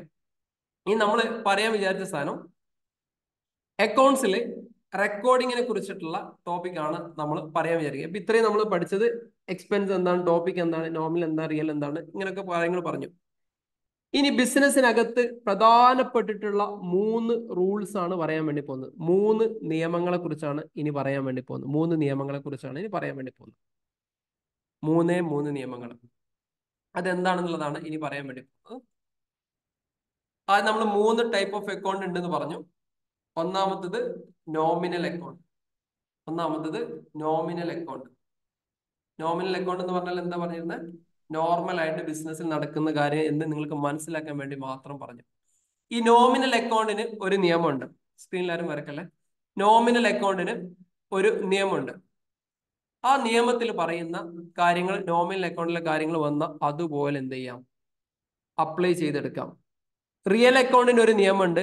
ആ റിയൽ അക്കൗണ്ട്സിൽ ഏതെങ്കിലും കാര്യങ്ങൾ വന്നാൽ അതിനനുസരിച്ചിട്ടുള്ള നിയമം പാസ്സാക്കാം. പേഴ്സണൽ അക്കൗണ്ടിന് ഒരു നിയമമുണ്ട്. അതിനനുസരിച്ചിട്ടുള്ള ആ ഒരു കാര്യം എന്ത് ചെയ്യാം? നമുക്ക് പാസ്സാക്കാം. ഇനി ശ്രദ്ധിക്കണേ, നന്നായി ശ്രദ്ധിക്കണേ, സ്ക്രീനിൽ വരക്കല്ലേ. ഒരു ബിസിനസ്സിനകത്ത് നല്ല ശ്രദ്ധിച്ചോളെ. ഒരു ബിസിനസ്സിനകത്ത് എന്ത് കാര്യങ്ങൾ നടക്കുകയാണെങ്കിൽ ശ്രദ്ധിക്കണേ, ഒരു ബിസിനസ്സിനകത്ത് എന്ത് കാര്യങ്ങൾ നടക്കുകയാണെങ്കിലും അതിന് രണ്ട് ഭാഗങ്ങളുണ്ടാവും. എല്ലാ ഭാഗങ്ങൾക്കും രണ്ട് ഭാഗങ്ങളുണ്ടാവും. ഒന്ന് ഡെബിറ്റ് എന്നാണ് അക്കൗണ്ട്സിന്റെ ഭാഷയിൽ പറയാം, മറ്റേതിന് ക്രെഡിറ്റ് എന്നാണ് അക്കൗണ്ട്സിന്റെ ഭാഷയിൽ പറയാം. അക്കൗണ്ട്സ് അറിയാത്ത ആളുകൾ ഒന്നിനെ മുകളിൽ എഴുതും, മറ്റേതിന് താഴത്ത് എഴുതും എന്ന് മാത്രം മനസ്സിലാക്കാം. അക്കൗണ്ട്സ് SLC-കാരൊക്കെ ഉണ്ടല്ലോ. ഒരു ബിസിനസ്സിനകത്ത് എന്ത് ട്രാൻസാക്ഷൻ നടക്കുകയാണെങ്കിൽ, ട്രാൻസാക്ഷൻ എന്ന് പറഞ്ഞു കഴിഞ്ഞാൽ എന്തെങ്കിലും ഒരു ഈവന്റ് നടക്കുന്നതിനെയാണ് നമ്മൾ ട്രാൻസാക്ഷൻ എന്ന് പറയാം. സാലറി കൊടുത്തു, കമ്മീഷൻ എടുത്തു, കച്ചവടം നടന്നു, പർച്ചേസ് നടന്നു, എന്തെങ്കിലും ബിസിനസ് എന്ത് നടന്നു കഴിഞ്ഞാൽ അതിന് രണ്ട് ഭാഗങ്ങളുണ്ടാവും. നിങ്ങൾ വെറുതെ ആലോചിച്ച് നോക്കൂ.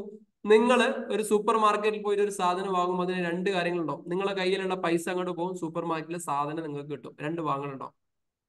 നിങ്ങളൊരു വാഹനത്തിൽ യാത്ര ചെയ്യുകയാണെങ്കിലോ നിങ്ങൾ ആ സ്ഥലത്തെത്തും, നിങ്ങളുടെ കയ്യിലുള്ള പൈസ പോകും, അല്ലേ? എല്ലാത്തിനും എന്തുണ്ടാവും? രണ്ട് ഭാഗങ്ങളുണ്ടാവും. ഇതിനെയാണ് നമ്മൾ ഡ്യുവൽ ആസ്പെക്ട് എന്ന് പറയുന്നത്. രണ്ട് ആസ്പെക്റ്റുകൾ ഉണ്ടാവും. ഒന്നിനെ അക്കൗണ്ട്സിന്റെ ഭാഷയിൽ ഒന്നിനെ ഡെബിറ്റ് എന്ന് പറയും, മറ്റേതിന് ക്രെഡിറ്റ് എന്ന് പറയും.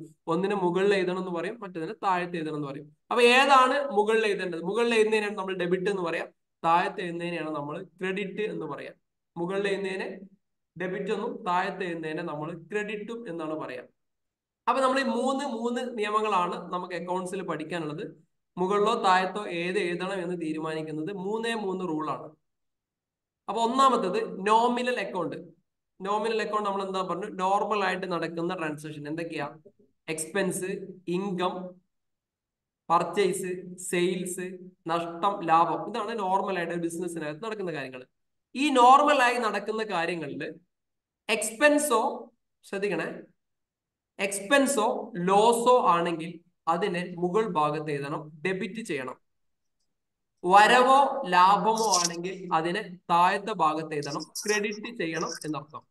ശ്രദ്ധിക്കണേ, ഒരു ബിസിനസ്സിനകത്ത് നടക്കുന്ന കാര്യം നോമിനൽ അക്കൗണ്ട് ആണെങ്കിൽ, എക്സ്പെൻസോ ലോസോ ആണെങ്കിൽ അതിനെന്ത് ചെയ്യണം? മുകൾ ഭാഗത്ത് എഴുതണം. വരവോ ലാഭമോ ആണെങ്കിൽ അതിനെ താഴത്തെ ഭാഗത്ത് എഴുതണം. നോമിനൽ അക്കൗണ്ട് എന്താ പറഞ്ഞാൽ നോർമൽ ആയിട്ട് ബിസിനസ്സിൽ നടക്കുന്ന കാര്യങ്ങൾ. പർച്ചേസ് ഉണ്ടാകും, സെയിൽസ് ഉണ്ടാവും, എക്സ്പെൻസ് ഉണ്ടാവും, ഇൻകം ഉണ്ടാവും. ഇതാണ് നോർമൽ ആയിട്ട് ഒരു ബിസിനസ്സിനകത്ത് നടക്കുക. ഓക്കെ, അതിൽ എക്സ്പെൻസോ ലോസോ ആണെങ്കിൽ എന്ത് ചെയ്യണം? അതിനെ ഡെബിറ്റ് ചെയ്യണം, മുകൾ ഭാഗത്ത് എഴുതണം, അല്ലെങ്കിൽ അതിനെ താഴത്തെ ഭാഗത്ത് എഴുതണം. ഓക്കെ, ഞാൻ കാണിച്ചു തരാം. എക്സ്പെൻസ് ഓർ ലോസ് ഇതാണ് വന്നതെങ്കിൽ എന്ത് ചെയ്യണം? അതിനെ ഡെബിറ്റ് ചെയ്യണം. ഓക്കെ, അതിനെ ഡെബിറ്റ് ചെയ്യണം. ഇൻകം വരികയാണെങ്കിൽ എന്ത് ചെയ്യണം? അതിനെ ക്രെഡിറ്റ് താഴത്തെ ഭാഗത്ത് എഴുതണം എന്നർത്ഥം. ഇതാണ് നോമിനൽ അക്കൗണ്ടിന്റെ നിയമം. നോമിനൽ അക്കൗണ്ടിന്റെ അപ്പൊ എക്സ്പെൻസ് ലോസ് എന്ന് പറയുമ്പോൾ എന്തൊക്കെ വരിക? എക്സ്പെൻസുകൾ എന്തൊക്കെ വരിക? പർച്ചേസ് വരും, പർച്ചേസുകൾ വരും. ഏതെങ്കിലും തരത്തിലുള്ള എക്സ്പെൻസുകൾ ഉണ്ടോ അതെല്ലാം വരും. അങ്ങനെ എന്തെങ്കിലും വന്നു കഴിഞ്ഞാൽ എന്ത് ചെയ്യണം? അതിനെ ഡെബിറ്റ് ചെയ്യണം എന്നർത്ഥം. ക്ലിയർ ആയല്ലോ? ഇൻകം എന്ന് പറയുമ്പോൾ അതിൽ പ്രധാനപ്പെട്ട കാര്യം സെയിൽസ് തന്നെയാണ്. സെയിൽസ് വരാം, മറ്റെന്തെങ്കിലും എനി അതർ ഇൻകം എന്തും വരാം. ഇങ്ങനെയൊക്കെ വന്നു കഴിഞ്ഞാൽ എന്ത് ചെയ്യണം? ഇതിനെ ക്രെഡിറ്റ് ചെയ്യണം എന്നർത്ഥം. ക്ലിയർ ആയല്ലോ? ഒന്നാമത്തെ നിയമം എന്ന് പറഞ്ഞത് എക്സ്പെൻസോ ലോസോ ആണെങ്കിൽ അതിനെ ഡെബിറ്റ് ചെയ്യണം, മുകൾ ഭാഗത്ത് എഴുതണം. വരവോ ലാഭമോ ആണെങ്കിൽ അതിനെ ക്രെഡിറ്റ് ചെയ്യണം. ഇതിന്റെ നിയമം debit all expenses and losses, credit all incomes and gains. ഇതാണ് നോമിനൽ അക്കൗണ്ടിന്റെ നിയമം എന്ന് പറയുന്നത്. Debit all expenses and losses, credit all incomes and gains. എല്ലാ ചെലവുകളെയും നഷ്ടങ്ങളെയും ഡെബിറ്റ് ചെയ്യണം. വരുമാനങ്ങളെയും നമുക്ക് കിട്ടുന്ന പ്രോഫിറ്റ് നേട്ടങ്ങളെയും നമ്മൾ എന്ത് ചെയ്യണം? ക്രെഡിറ്റ് ചെയ്യണം. ക്ലിയർ ആയല്ലോ? അപ്പൊ ഒരു ബിസിനസ്സിന് രണ്ട് ആസ്പെക്റ്റുകളുള്ളത് പറഞ്ഞു, രണ്ട് ഭാഗങ്ങളുള്ളത്. ഒന്ന് ഡെബിറ്റ് ഉണ്ടാവും, ഒന്ന് ക്രെഡിറ്റ് ഉണ്ടാവും. ഓക്കെ, അപ്പൊ ഇതിന്റെ നിയമം ഇങ്ങനെയാണ്. രണ്ടാമത്തെ അക്കൗണ്ട് എന്ന് പറയുന്നത് റിയൽ അക്കൗണ്ട് ആണ്. ഈ ഒരു നിയമം പഠിച്ചു, ഇനി രണ്ട് നിയമങ്ങളോട് പഠിക്കാനുള്ളൂ. രണ്ടാമത്തെ റൂൾസ് എന്ന് പറയുന്നത് റിയൽ അക്കൗണ്ട് ആണ്. റിയൽ അക്കൗണ്ട് എന്ന് പറഞ്ഞു കഴിഞ്ഞാൽ അസറ്റുമായി ബന്ധപ്പെട്ടുള്ള അക്കൗണ്ടുകളാണ് റിയൽ അക്കൗണ്ട് എന്ന് പറയാം.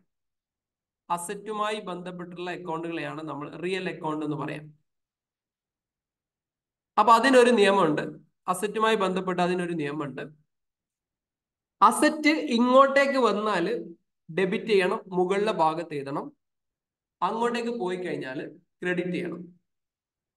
അസറ്റ് ഇങ്ങോട്ടേക്ക് വന്നാൽ ഡെബിറ്റ് ചെയ്യണം, അങ്ങോട്ടേക്ക് പോയി കഴിഞ്ഞാൽ ക്രെഡിറ്റ് ചെയ്യണം. ക്ലിയർ ആണോ?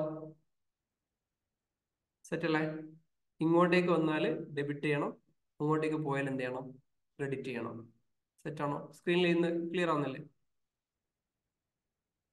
അസറ്റിന്റെ കേസ് മാത്രമാണ് നോർമലി അക്കൗണ്ട്സിൽ 90% ആളുകളും ധരിച്ചിരിക്കുന്നത് ഇങ്ങോട്ടേക്ക് വന്നതിനൊക്കെ ഡെബിറ്റ് ചെയ്യുക, അങ്ങോട്ടേക്ക് പോകുന്നതിനൊക്കെ ക്രെഡിറ്റ് ചെയ്യുക എന്നുള്ളതാണ് പൊതുവെ എല്ലാവരും ധരിച്ചിരിക്കുന്ന സാധനം. അത് അതിന് മാത്രമല്ല, റിയൽ അക്കൗണ്ട് എന്ന് പറഞ്ഞ ആ ഒരു സംഭവത്തിൽ മാത്രം നടക്കുന്നതാണ് ഇങ്ങോട്ടേക്ക് വന്നതിനെ ഡെബിറ്റ് ചെയ്യുക, അങ്ങോട്ടേക്ക് പോയതിനെ ക്രെഡിറ്റ് ചെയ്യുക എന്നുള്ളത്. What comes in that is debit, what goes out that is credit. ഇത് ഓൺലി റിയൽ അക്കൗണ്ടിന്റെ കേസിൽ മാത്രം നടക്കുന്നതാണ്. ഇത് എല്ലാത്തിനും അപ്ലൈ ചെയ്ത് കഴിഞ്ഞാൽ ഇതിനെല്ലാത്തിനും അപ്ലൈ ചെയ്താൽ തെറ്റും. ക്ലിയർ ആയില്ലേ? അപ്പൊ രണ്ട് നിയമം പഠിച്ചു. ഒന്നാമത്തത് nominal account. Nominal account all expenses and losses, എല്ലാ ചെലവുകളെയും നഷ്ടങ്ങളെയും മുകളിലെ ഭാഗത്ത് എഴുതണം, ഡെബിറ്റ് ചെയ്യണം. എല്ലാ വരവിനെയും ലാഭത്തിനെയും ക്രെഡിറ്റ് ചെയ്യണം. രണ്ടാമത്തെ അക്കൗണ്ട് റിയൽ അക്കൗണ്ട് ആണ്. റിയൽ അക്കൗണ്ടിനകത്ത് അസറ്റുമായി ബന്ധപ്പെട്ട കാര്യങ്ങൾ മാത്രമേ ഉള്ളൂ എന്ന് റിയൽ അക്കൗണ്ടിൽ നമ്മൾ പഠിച്ചു. റിയൽ അക്കൗണ്ട് ഏതെങ്കിലും തരത്തിലുള്ള അസറ്റ് ബിസിനസ്സിലേക്ക് വന്നു കഴിഞ്ഞാൽ അതിനെന്ത് ചെയ്യണം? ഡെബിറ്റ് ചെയ്യണം. അങ്ങോട്ടേക്ക് പോയി കഴിഞ്ഞാൽ ക്രെഡിറ്റ്. ഉദാഹരണം, ഞാനൊരു ഫർണിച്ചർ വാങ്ങിക്കഴിഞ്ഞാൽ ഫർണിച്ചറിനെ ഡെബിറ്റ് ചെയ്യണം, കാരണം അസറ്റ് ഇങ്ങോട്ടേക്ക് വരികയാണ്. ഞാൻ എൻ്റെ ഒരു ഫർണിച്ചർ സെയിൽ ചെയ്ത് കഴിഞ്ഞാൽ എന്ത് ചെയ്യണം? അതിനെന്ത് ചെയ്യണം? താഴെ അസറ്റ് നമ്മുടെ കയ്യിൽ നിന്ന് പോവുകയാണ്. ക്ലിയർ ആയല്ലോ? രണ്ട് കൂടി പഠിച്ചു. ഇനി മൂന്നാമത്തെ നിയമം എന്ന് പറയുന്നത് നോമിനൽ, റിയൽ, പേഴ്സണൽ, വ്യക്തികളുമായി ബന്ധപ്പെട്ടുള്ള കാര്യങ്ങൾ. Personal account. പേഴ്സണൽ അക്കൗണ്ട് ഉണ്ടാവുമല്ലോ ഒരു ബിസിനസ്സിനകത്ത്. പേഴ്സണൽ അക്കൗണ്ടുകൾ ഉണ്ടാവും. പേഴ്സണൽ അക്കൗണ്ട് ഉണ്ടാവുമ്പോൾ എന്താ സംഭവിക്കാം? പേഴ്സണൽ അക്കൗണ്ട് എന്ന് പറഞ്ഞാൽ വ്യക്തികൾ കിട്ടാനുണ്ടാവും, കൊടുക്കാനുണ്ടാവും. ഇവിടെ നിയമം സ്വീകരിക്കുന്ന ആളെ ഡെബിറ്റ് ചെയ്യണം, കൊടുക്കുന്ന ആളെ ക്രെഡിറ്റ് ചെയ്യണം. സ്വീകരിക്കുന്ന ആളെ ഡെബിറ്റ് ചെയ്യണം, കൊടുക്കുന്ന ആളെ ക്രെഡിറ്റ് ചെയ്യണം. ഉദാഹരണം, ഞാൻ ബീന മാഡത്തിന് ഒരു 10,000 രൂപ കൊടുത്തു കഴിഞ്ഞാൽ സ്വീകരിക്കുന്ന ആള് ബീന മാഡാണ്. ബീന മാഡത്തിന് ഡെബിറ്റ് ചെയ്യണം, കൊടുക്കുന്ന എന്നെ ക്രെഡിറ്റ് ചെയ്യണം അർത്ഥം. സ്വീകരിക്കുന്ന ആളെ ഡെബിറ്റ് ചെയ്യാം, കൊടുക്കുന്ന ആളെ ക്രെഡിറ്റ് ചെയ്യാം. ക്ലിയർ ആയോ? Debit the receiver, credit the giver. ഈ ഒരു 3 നിയമങ്ങൾ മാത്രമേ അക്കൗണ്ട്സിൽ നമുക്ക് പഠിക്കാനുള്ളൂ. ബാക്കിയെല്ലാം നമുക്ക് സിമ്പിൾ ആയിട്ട് ചെയ്തു പോകാൻ പറ്റുന്ന സാധനങ്ങൾ. റെഡിയാണോ? സെറ്റാണോ? ഈ 3 നിയമങ്ങൾ ഓക്കെ ആണെങ്കിൽ ചാറ്റ് ബോക്സിൽ എസ് എന്ന് ടൈപ്പ് ചെയ്ത്, ജസ്റ്റ് ഒന്ന് എസ് എന്ന് ടൈപ്പ് ചെയ്ത്.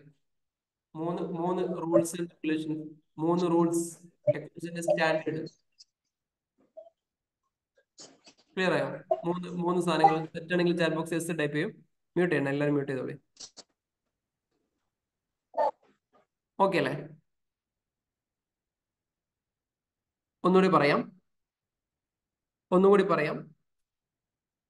നോമിനൽ അക്കൗണ്ടിന്റെ നിയമം debit all expenses and losses, credit all incomes and gains. Real അക്കൗണ്ടിന്റെ കേസിൽ what comes in that is debit, what goes out that is credit.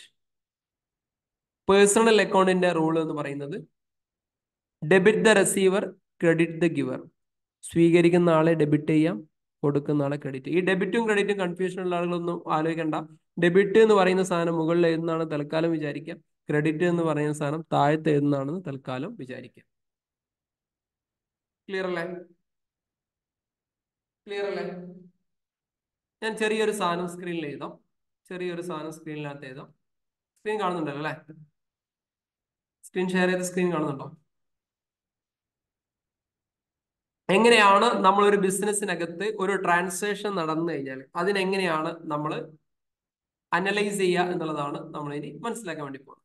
അപ്പൊ ആദ്യം ഒരു ബിസിനസ്സിനകത്ത് നടന്ന ഒരു ട്രാൻസാക്ഷൻ ഞാൻ ഇവിടെ എഴുതാം. പർച്ചേസ്ഡ് ഫർണിച്ചർ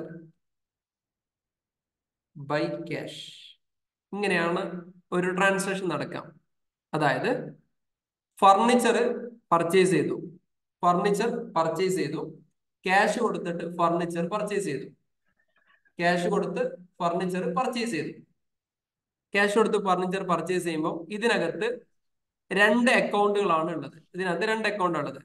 പർച്ചേസ് എന്ന് പറഞ്ഞ ഒരു അക്കൗണ്ട് ഉണ്ട്, ക്യാഷ് എന്ന് പറഞ്ഞ ഒരു അക്കൗണ്ട് ഉണ്ട്. സ്ക്രീൻ കാണുന്നില്ല? സർ കാണാൻ പറ്റുന്നില്ല. കാണുന്നുണ്ട്. കാണുന്നില്ലേ? സ്ക്രീൻ കാണുന്നില്ല? സ്ക്രീനിൽ അതിലൊന്നും വന്നിട്ടില്ല.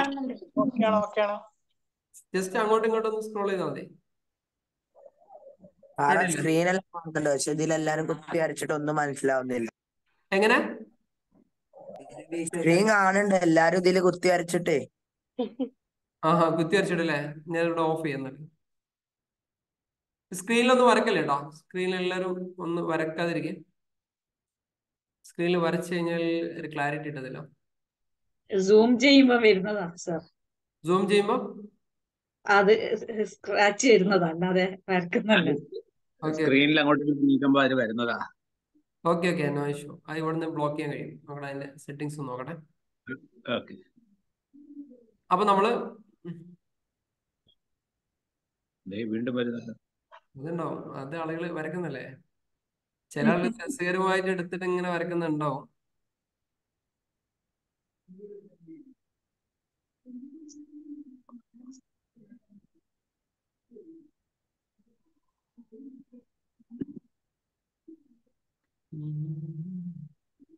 ഇതിനകത്തൊരു ഓപ്ഷൻ കിടപ്പുണ്ടായിരുന്നു, അത് നോക്കണം. അല്ല കുഴപ്പമില്ല സാർ, അതിനകത്ത് വരച്ച ഇനി ചെയ്യാം. ആരും വരയ്ക്കുന്നില്ല ഇപ്പൊ. സ്ക്രീനിൽ പരമാവധി വരക്കാൻ നോക്കെ. ഞാൻ ഇവിടെ നോക്കട്ടെ എന്തെങ്കിലും പിന്നെ ഓപ്ഷൻ ഉണ്ടോ എന്നുള്ളത്.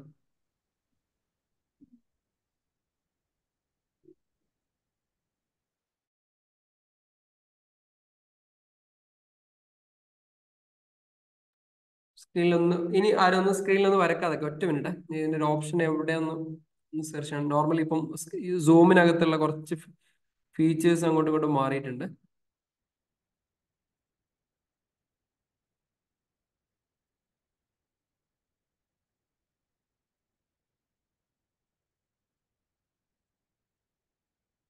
ഇപ്പൊ ഓക്കെ ആണോ? സ്ക്രീനിൽ സ്ക്രീനിൽ ഓക്കെ ആണോ? ഹലോ, സ്ക്രീൻ ഓക്കെ ആണോ? വൈറ്റ് ബോർഡ് ആയിട്ട് കാണുന്നുണ്ട്. എന്തെങ്കിലും വരക്കാൻ ശ്രമിച്ച് നടക്കുന്നുണ്ടോ?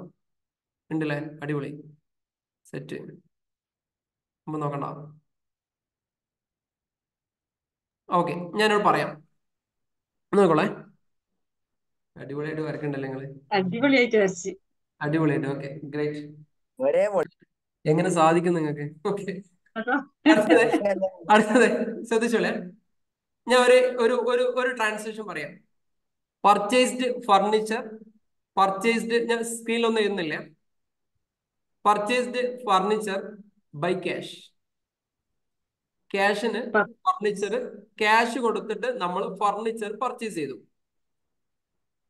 ക്യാഷ് കൊടുത്തിട്ട് ഫർണിച്ചർ പർച്ചേസ് ചെയ്തു. ഇതിൽ രണ്ട് ഭാഗങ്ങളുള്ളത്. ഒന്ന്, നമ്മുടെ കയ്യിലുള്ള ക്യാഷ് അങ്ങോട്ട് പോയി. മറ്റേ ഭാഗം എന്താ? നമ്മൾക്ക് അവിടെ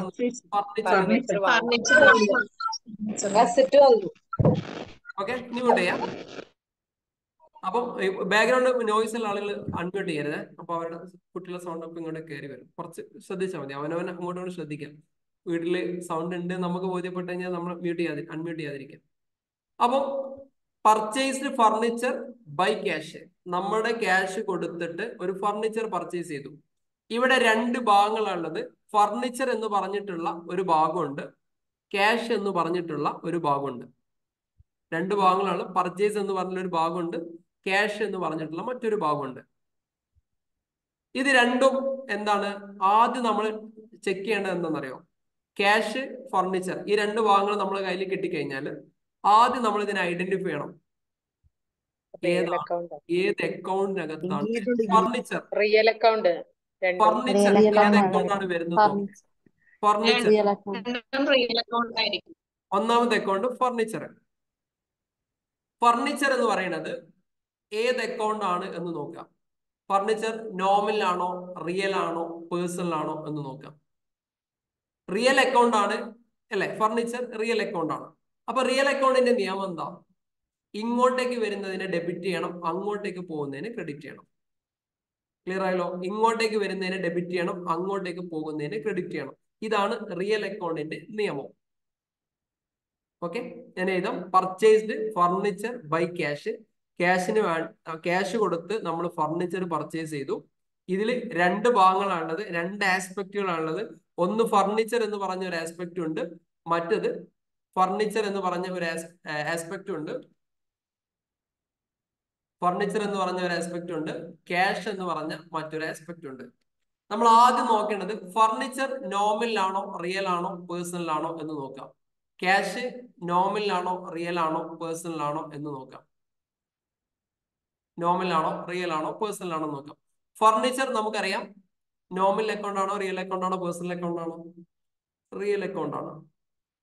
ക്യാഷ് നോമിനൽ ആണോ, റിയൽ ആണോ, പേഴ്സണൽ ആണോ? റിയൽ ആണ്. ക്ലിയർ ആയില്ലേ? അപ്പൊ റിയൽ അക്കൗണ്ടിന്റെ നിയമം എന്താ? ഇങ്ങോട്ടേക്ക് വരുന്നതിനെ ഡെബിറ്റ് ചെയ്യണം, ഇങ്ങോട്ടേക്ക് വരുന്നതിന്റെ മുകൾ ഭാഗത്ത് എഴുതണം, അങ്ങോട്ടേക്ക് പോകുന്നതിനെ താഴത്തെ ഭാഗത്ത് എഴുതണം. അപ്പൊ ഇതിന് ഏതിനെയാണ് മുകളിൽ എഴുതേണ്ടത്, ഏതിനെയാണ് താഴത്ത് എഴുതേണ്ടത്? ഇങ്ങോട്ടേക്ക് വന്നത് ഫർണിച്ചർ ആണ്, അതുകൊണ്ട് ഫർണിച്ചർ അക്കൗണ്ട് എന്തെന്ന് പറയാം, മുകളിൽ എഴുതാം. നമ്മുടെ കയ്യിൽ നിന്ന് പോയത് ക്യാഷ് ആണ്, അതുകൊണ്ട് ക്യാഷ് അക്കൗണ്ട് എന്ത് ചെയ്യാം, താഴത്ത് എഴുതാം. അപ്പൊ furniture account debtor to cash account എന്ന് എഴുതാം. ക്ലിയർ ആയല്ലോ? Furniture account debtor to cash എന്ന് എന്ത് ചെയ്യാം, കൃത്യമായിട്ട് നമ്മൾ എഴുതാം. ഇതാണ് ഇതിന്റെ റൂൾ എന്ന് പറയുന്നത്. ക്ലിയർ ആയല്ലോ? അതായത് ഇങ്ങനെ എഴുതും, furniture account debtor to cash എന്നെന്ത് ചെയ്യും, ഈ രീതിയിൽ എഴുതും. Furniture account debtor to cash. Set ആണല്ലോ? ഓക്കെ അല്ലേ? ഡൗട്ടുകൾ എന്തെങ്കിലും ഉണ്ടോ? ഫർണിച്ചർ ആണ് നമ്മുടെ അടുത്തേക്ക് വന്നത്, അതുകൊണ്ട് ഇതിനെ ഈ സംഭവമായിട്ട് എഴുതും. ക്ലിയർ ആയെന്ന് വിചാരിക്കണം. ഇനി അടുത്ത ഒരു ട്രാൻസാക്ഷൻ നോക്കാം. അടുത്തൊരു ട്രാൻസാക്ഷൻ നോട്ടിൽ എഴുതി, അടുത്തൊരു ട്രാൻസാക്ഷൻ നോട്ടിൽ എഴുതി. Sold furniture by cash. Sold furniture. Answer ആരും സ്ക്രീൻ ഇതിൽ ടൈപ്പ് ചെയ്യരുത്, ടൈപ്പ് ആരും ചെയ്യരുത്.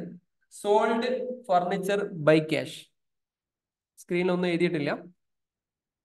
Sold furniture by cash. നമ്മുടെ കയ്യിലുള്ള ഫർണിച്ചർ നമ്മൾ എന്ത് ചെയ്തു, സെയിൽ ചെയ്തു. ക്യാഷിന് വേണ്ടി സെയിൽ ചെയ്തു. ഇതിൽ രണ്ട് ഭാഗങ്ങളാണുള്ളത്. ഒന്ന് ഫർണിച്ചർ, മറ്റെന്താണ് സെയിൽസ്. സോറി, ഒന്ന് ഫർണിച്ചർ, മറ്റേത്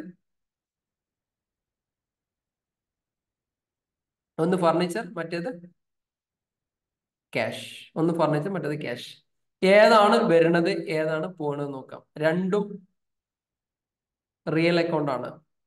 വരുന്നത് ഏതാണ്? ക്യാഷ് ആണ് റിസീവ് ചെയ്യുന്നത്, ഫർണിച്ചർ ആണ് കയ്യിൽ നിന്ന് പോകുന്നത്. രണ്ടും അസറ്റ് തന്നെയാണ്. വരുന്നതിനെ ഡെബിറ്റ് ചെയ്യാം, പോകുന്നതിനെ ക്രെഡിറ്റ് ചെയ്യാം. Cash account debtor to furniture. Clear ആണല്ലോ? ഓക്കെ അല്ലേ? സെറ്റ് അല്ലേ? ക്ലിയർ അല്ലേ? സെറ്റ് അല്ലേ? യെസ്. ഇനി അടുത്തൊരു ട്രാൻസാക്ഷൻ നിങ്ങൾ എഴുതുക. Purchased goods by cash. Purchased goods by cash. Cash കൊടുത്തിട്ട് സാധനം പർച്ചേസ് ചെയ്തു. ഇതിൽ രണ്ട് ഭാഗങ്ങളുള്ളത്. ഒന്ന് പർച്ചേസ് ഉണ്ട്, സാധനം പർച്ചേസ് ചെയ്തു, പർച്ചേസും ഉണ്ട്. പർച്ചേസ്ഡ് ഗുഡ്സ്, പർച്ചേസ് ഉണ്ട്, ക്യാഷ് ഉണ്ട്. പർച്ചേസ് ഏതാണ് വരിക? എൻട്രി ജേണൽ എൻട്രി ആരും എഴുതരുത്. അറിയുന്ന ആളുകൾ ഇഷ്ടം പോലെ ഉണ്ടാവും. നിങ്ങൾ ഈ ബികോം കഴിഞ്ഞ ആളുകൾക്ക് ഫാസ്റ്റ് ആയിട്ട് എഴുതും. നിങ്ങൾ ആലോചിക്കാതെ ആയിരിക്കും പരമാവധി സാധനങ്ങളൊക്കെ എഴുതുക. കാരണം നിങ്ങളുടെ മനസ്സിനകത്ത് സാധനം ബൈഹാർട്ട് ഉണ്ടാവും. പക്ഷെ ഇത് നിങ്ങൾ അഡ്ജസ്റ്റ്മെന്റ് എൻട്രി പഠിക്കുമ്പോൾ അവിടെ തെറ്റും. നിങ്ങളിപ്പോ ഈ കണ്ണും പൂട്ടി ചെയ്യുന്ന എഴുത്തില്ല, ചിന്തിക്കാതെ ചെയ്യുന്ന എഴുത്ത്, ഇത് ഓൾറെഡി ബൈഹാർട്ട് ചെയ്യുന്ന എഴുത്താണ്. കാരണം ഓൾറെഡി അസറ്റ് ഇങ്ങനെ ഒക്കെ മനസ്സിനകത്തുണ്ട്. അഡ്ജസ്റ്റ്മെന്റ് എൻട്രി വരുന്ന സമയത്ത് അപ്പൊ ചിന്തിക്കാൻ കഴിയില്ല. അപ്പൊ അവിടെ നല്ലോണം തല കൊടുത്ത് ചിന്തിക്കേണ്ടി വരും. അപ്പൊ ഇപ്പൊ കണ്ണും പൂട്ടി ചെയ്യുന്ന ആളുകൾക്ക് ഇപ്പൊ നിങ്ങൾക്ക് കിട്ടുന്ന ഭയങ്കര കോൺഫിഡൻസ് ബിൽഡ് ചെയ്യും. Adjustment entries, doubtful ഡെപ്റ്റ്, provision for bad ഡെപ്റ്റ് and doubtful ഡെപ്റ്റ് എന്നൊക്കെ പറയുമ്പോൾ എന്ത് ചെയ്യും? അപ്പൊ അന്തം വിടും. അതുകൊണ്ട് സ്പീഡ് ആക്കുന്ന ആളുകൾ ഒന്നും കൂടി ആലോചിച്ചിട്ട് ഇരുന്ന് എഴുതാൻ വേണ്ടി ശ്രമിക്കാം. Purchased goods by cash. രണ്ട് ഭാഗങ്ങളുണ്ട്, പർച്ചേസ് ഉണ്ട്, ക്യാഷ് ഉണ്ട്. പർച്ചേസ് നോമിനൽ ആണോ റിയൽ ആണോ പേഴ്സണൽ ആണോ എന്ന് ആദ്യം ചെക്ക് ചെയ്യാം. പർച്ചേസ് നോമിനൽ ആണോ റിയൽ ആണോ പേഴ്സണൽ ആണോ എന്ന് ചെക്ക് ചെയ്യാം. സോ പർച്ചേസ് നോർമലായി നടക്കുന്ന കാര്യമാണ്, നോമിനൽ അക്കൗണ്ട് ആണ്. അപ്പം പർച്ചേസിന് നോമിനൽ അക്കൗണ്ടിന്റെ നിയമം പാസ്സാക്കാം. നോമിനൽ അക്കൗണ്ടിന്റെ നിയമം എന്താ? All expenses and losses debit. എല്ലാ ചെലവുകളും നഷ്ടങ്ങളും എന്ത് ചെയ്യണം? ഡെബിറ്റ് ചെയ്യണം. അപ്പൊ ഇവിടെ പർച്ചേസ് എന്ന് പറയുമ്പോൾ എക്സ്പെൻസ് ആണ്, അതുകൊണ്ട് എന്ത് ചെയ്യണം? അതിനെ ഡെബിറ്റ് ചെയ്യണം. അപ്പൊ അടുത്ത ചിന്ത, ഒന്ന് ഡെബിറ്റ് ആണെങ്കിൽ മറ്റേത് ക്രെഡിറ്റ്. അങ്ങനെ എഴുതരുത്. ഒന്ന് ഡെബിറ്റ് ആണെങ്കിൽ മറ്റേ ക്രെഡിറ്റ് എന്ന് പറഞ്ഞാൽ വളരെ സിമ്പിൾ ആയിട്ട് എഴുതുന്ന ഒരു പരിപാടിയാണ്. അങ്ങനെ എഴുതരുത്. രണ്ടാമത്തെ എൻട്രി എന്താ? ക്യാഷ് ആണ്.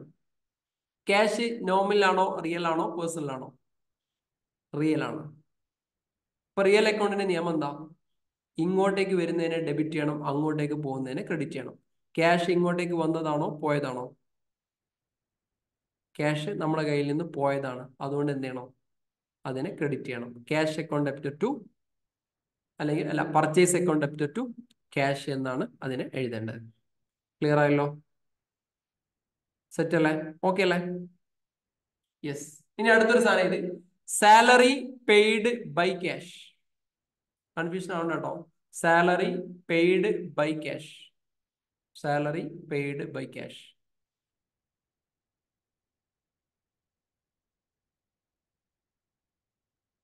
Salary paid by cash.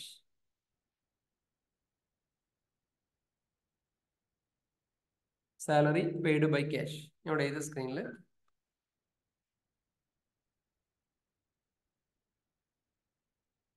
Salary paid by cash. ഇതിൽ രണ്ട് ഭാഗങ്ങളാണുള്ളത്. സാലറി എന്ന് പറഞ്ഞ ഒരു ഭാഗമുണ്ട്, ക്യാഷ് എന്ന് പറഞ്ഞ മറ്റൊരു ഭാഗമുണ്ട്. രണ്ട് ഭാഗങ്ങളുള്ളത്. സാലറി എന്ന് പറഞ്ഞൊരു ഭാഗമുണ്ട്, ക്യാഷ് എന്ന് പറഞ്ഞിട്ടുള്ള മറ്റൊരു ഭാഗമുണ്ട്. നമ്മൾ ആദ്യം ശ്രദ്ധിക്കാം, സാലറി ഏത് ടൈപ്പ് ഓഫ് അക്കൗണ്ട്സിലാണ് വരുന്നത് നോക്കാം. നോമിനൽ ആണോ റിയൽ ആണോ പേഴ്സണൽ ആണോ നോക്കാം. നോമിനൽ ആണ്. നോമിനൽ അക്കൗണ്ടിന്റെ നിയമം എന്താ? എല്ലാ എക്സ്പെൻസുകളും ലോസസുകളും ഡെബിറ്റ് ചെയ്യണം, വരവും ലാഭവും എന്ത് ചെയ്യണം? ക്രെഡിറ്റ് ചെയ്യണം. സോ സാലറി എന്നുള്ളത് എക്സ്പെൻസ് ആണ്, അതുകൊണ്ട് എന്ത് ചെയ്യണം? ഇതിനെ ഡെബിറ്റ് ചെയ്യണം. അപ്പൊ നമ്മളിവിടെ ഇതാണ് salary account debtor.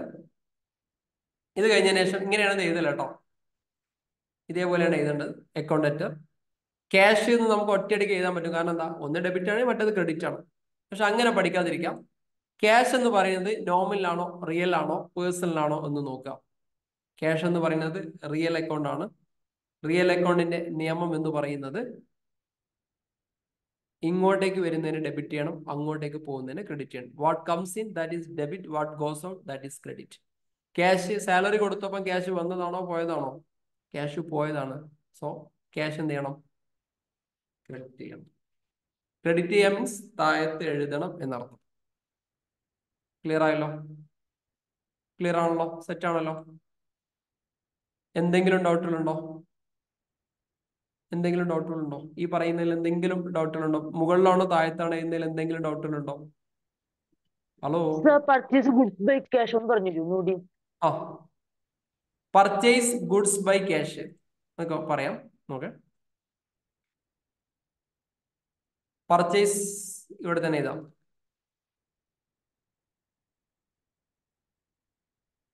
Purchase goods by cash.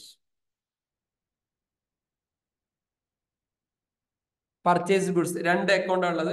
Purchase goods എന്ന് പറഞ്ഞ ഒരു സംഭവം, ക്യാഷ് എന്ന് പറഞ്ഞ മറ്റൊരു സംഭവം. ഇതാണ് രണ്ട് ഭാഗങ്ങളുള്ളത്. നോർമലി പർച്ചേസ് ഗുഡ്സ് എന്ന് എഴുതാറില്ല, പർച്ചേസ് എന്ന് മാത്രമേ എഴുതുള്ളൂ. നിങ്ങൾ പർച്ചേസ് ഗുഡ്സ് എന്ന് എഴുതി കഴിഞ്ഞാൽ പ്രശ്നമൊന്നുമില്ല. പർച്ചേസ് ഗുഡ്സ് എന്ന് പറഞ്ഞത് നോമിനൽ ആണോ, റിയൽ ആണോ, പേഴ്സണൽ ആണോ? നോമിനൽ ആണോ, റിയൽ ആണോ, പേഴ്സണൽ ആണോ? നോമിനൽ. നോർമലായി നടക്കുന്ന കാര്യമാണ്. ക്യാഷ് നോമിനൽ ആണോ, റിയൽ ആണോ, പേഴ്സണൽ ആണോ? റിയൽ അക്കൗണ്ട് ആണ്. മുകളിൽ ഇവിടെ നോമിനൽ അക്കൗണ്ടിന്റെ നിയമം പാസ്സാക്കാം, താഴത്ത് റിയൽ അക്കൗണ്ടിന്റെ നിയമം പാസ്സാക്കാം. നോമിനൽ അക്കൗണ്ടിന്റെ നിയമം എന്തായിരുന്നു?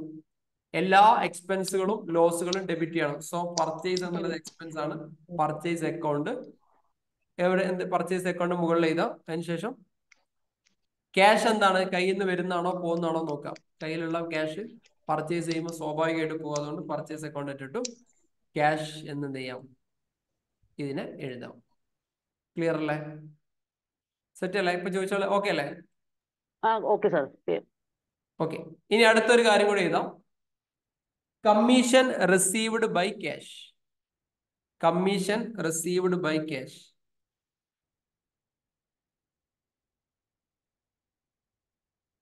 Okay. Commission received by cash. Commission received by cash. ഇതിൽ രണ്ട് ആസ്പെക്റ്റ് ഉള്ളത്. ഒന്ന് കമ്മീഷൻ റിസീവ്ഡ്, മറ്റത് ക്യാഷ് ആണ്. കമ്മീഷൻ റിസീവ്ഡ് എന്ന് പറയുന്നത് നോമിനൽ ആണോ, റിയൽ ആണോ, പേഴ്സണൽ ആണോ എന്ന് നോക്കാം. നമുക്കറിയാം ഇൻകം ആണ്, അതുകൊണ്ട് നോമിനൽ അക്കൗണ്ടിലാണ് വരിക. ക്യാഷ് നോമിനൽ ആണോ, റിയൽ ആണോ, പേഴ്സണൽ ആണോ എന്ന് ചെക്ക് ചെയ്യാം. ക്യാഷ് റിയൽ ആണ്. മുകളിൽ നോമിനൽ അക്കൗണ്ടിന്റെ നിയമമാണ് പാസ്സാക്കേണ്ടത്, താഴത്ത് റിയൽ അക്കൗണ്ടിൽ എന്താണോ നിയമം ഇത് പാസ്സാക്കാം. നോമിനൽ അക്കൗണ്ടിന്റെ നിയമം എല്ലാ എക്സ്പെൻസുകളും ലോസുകളും മുകളിലെ ഭാഗത്ത് എഴുതണം, വരവും ലാഭവും താഴത്തെ ഭാഗത്ത് എഴുതണം. ക്യാഷിന്റെ നിയമം റിയൽ അക്കൗണ്ട് ആണ്. റിയൽ അക്കൗണ്ടിന്റെ നിയമം എന്ന് പറയുന്നത് എന്താണോ ഇങ്ങോട്ടേക്ക് വരുന്നത്, അസറ്റ് ഇങ്ങോട്ടേക്ക് വന്നാൽ മുകളിൽ എഴുതണം, അസറ്റ് കയ്യിൽ നിന്ന് പോയി കഴിഞ്ഞാൽ താഴത്ത് എഴുതണം. അപ്പൊ ക്യാഷ് എന്ന് പറഞ്ഞ സാധനം കമ്മീഷൻ ക്യാഷ് ആയിട്ട് കിട്ടി എന്നല്ല പറഞ്ഞത്. അപ്പൊ ക്യാഷ് ആണ് നമുക്ക് കിട്ടിയത്. അപ്പൊ cash account debtor to commission received. Commission received credit ആവാനുള്ള കാരണം എന്താ? നോമിനൽ അക്കൗണ്ടിന്റെ നിയമം എന്താ? എക്സ്പെൻസോ ലോസോ ആണെങ്കിൽ മുകളിൽ എഴുതണം, വരവോ ലാഭമോ ആണെങ്കിൽ താഴത്തെ എഴുതണം.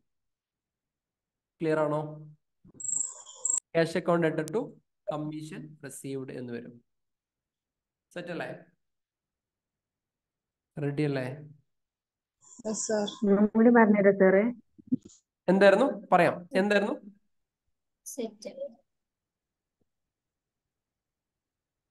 എന്തെങ്കിലും ഉണ്ടോ? ഡൗട്ട് ഉണ്ടോ? No doubt. അടുത്തൊരു സംഭവം എഴുതി. Sold goods by cash. Sold ഒന്നുകൂടെ പറഞ്ഞുതരുമോ? ഏതാ പറയണ്ടേ? ഇപ്പൊ പറഞ്ഞത് കമ്മീഷൻ റിസീവ്ഡ്. ഇതാണോ? ഇതാണോ?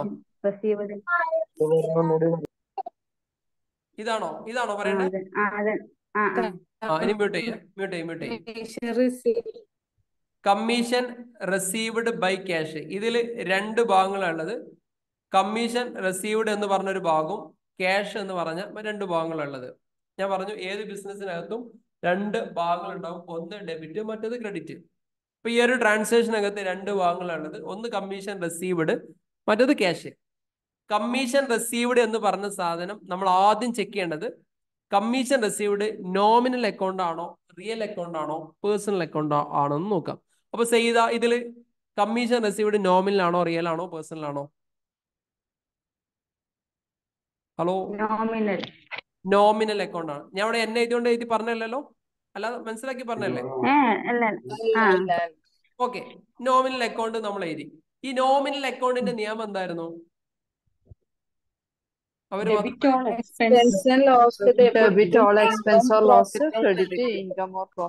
യെസ്. അപ്പൊ കമ്മീഷൻ റിസീവ്ഡ് എന്ന് പറയുന്നത് ഇൻകം ആണോ, എക്സ്പെൻസ് ആണോ? ഇൻകം. അതുകൊണ്ട് ഇതിനെന്ത് ചെയ്യണം? താഴത്തെ ഭാഗത്ത് എഴുതണം. എന്ത് ചെയ്യണം? ഇതിനെ താഴത്തെ ഭാഗത്ത് എഴുതണം എന്നർത്ഥം. ഇനി രണ്ടാമത്തത് ക്യാഷ്.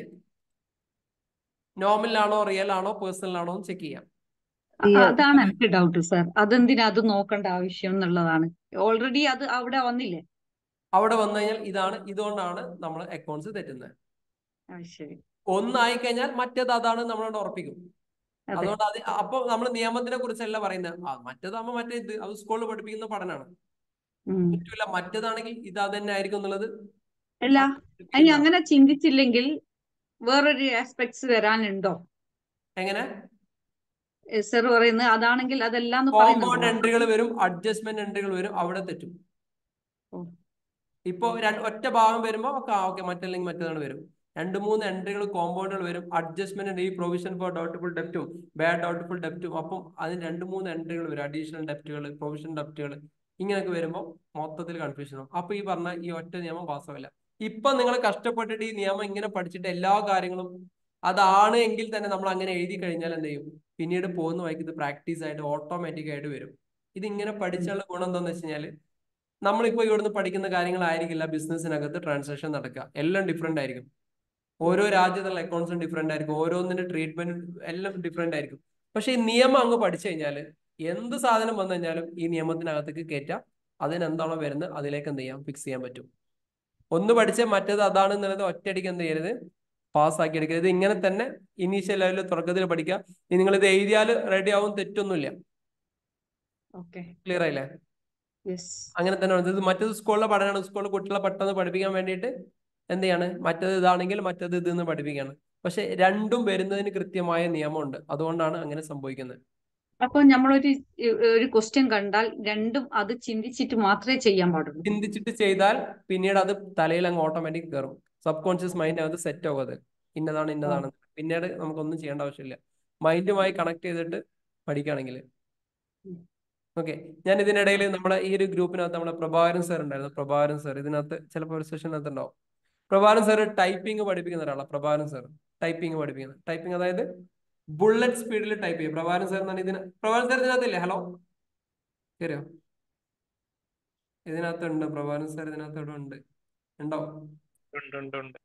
ഓക്കെ. പ്രഭാകരൻ സാറ് ഞാൻ ജസ്റ്റ് ഒന്ന് പരിചയപ്പെടുത്തരാം സാന്ദർഭികമായിട്ട്.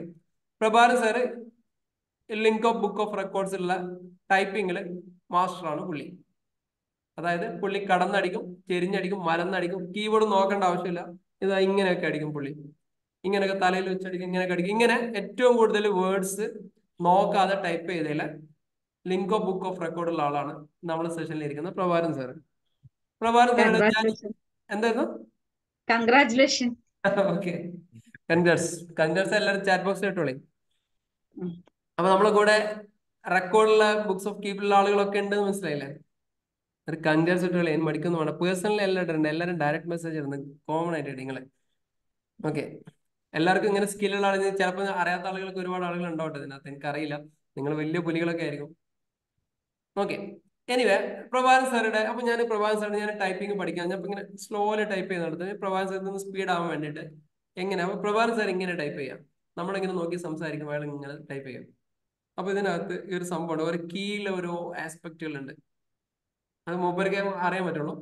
നമ്മൾ ഇതിനെക്കുറിച്ച് ഒന്നും ചിന്തിക്കണ്ട, നിങ്ങൾ അങ്ങനെ ടൈപ്പ് ചെയ്തോളൂ അറിയാം. അതിന് 3-4 ദിവസം ഞാൻ ടൈപ്പ് ചെയ്തപ്പോൾ ഏറെക്കുറെ കീകളൊക്കെ എൻ്റെ മനസ്സിനകത്ത് സബ് കോൺഷ്യസ് മൈൻഡിനകത്ത് സെറ്റായി.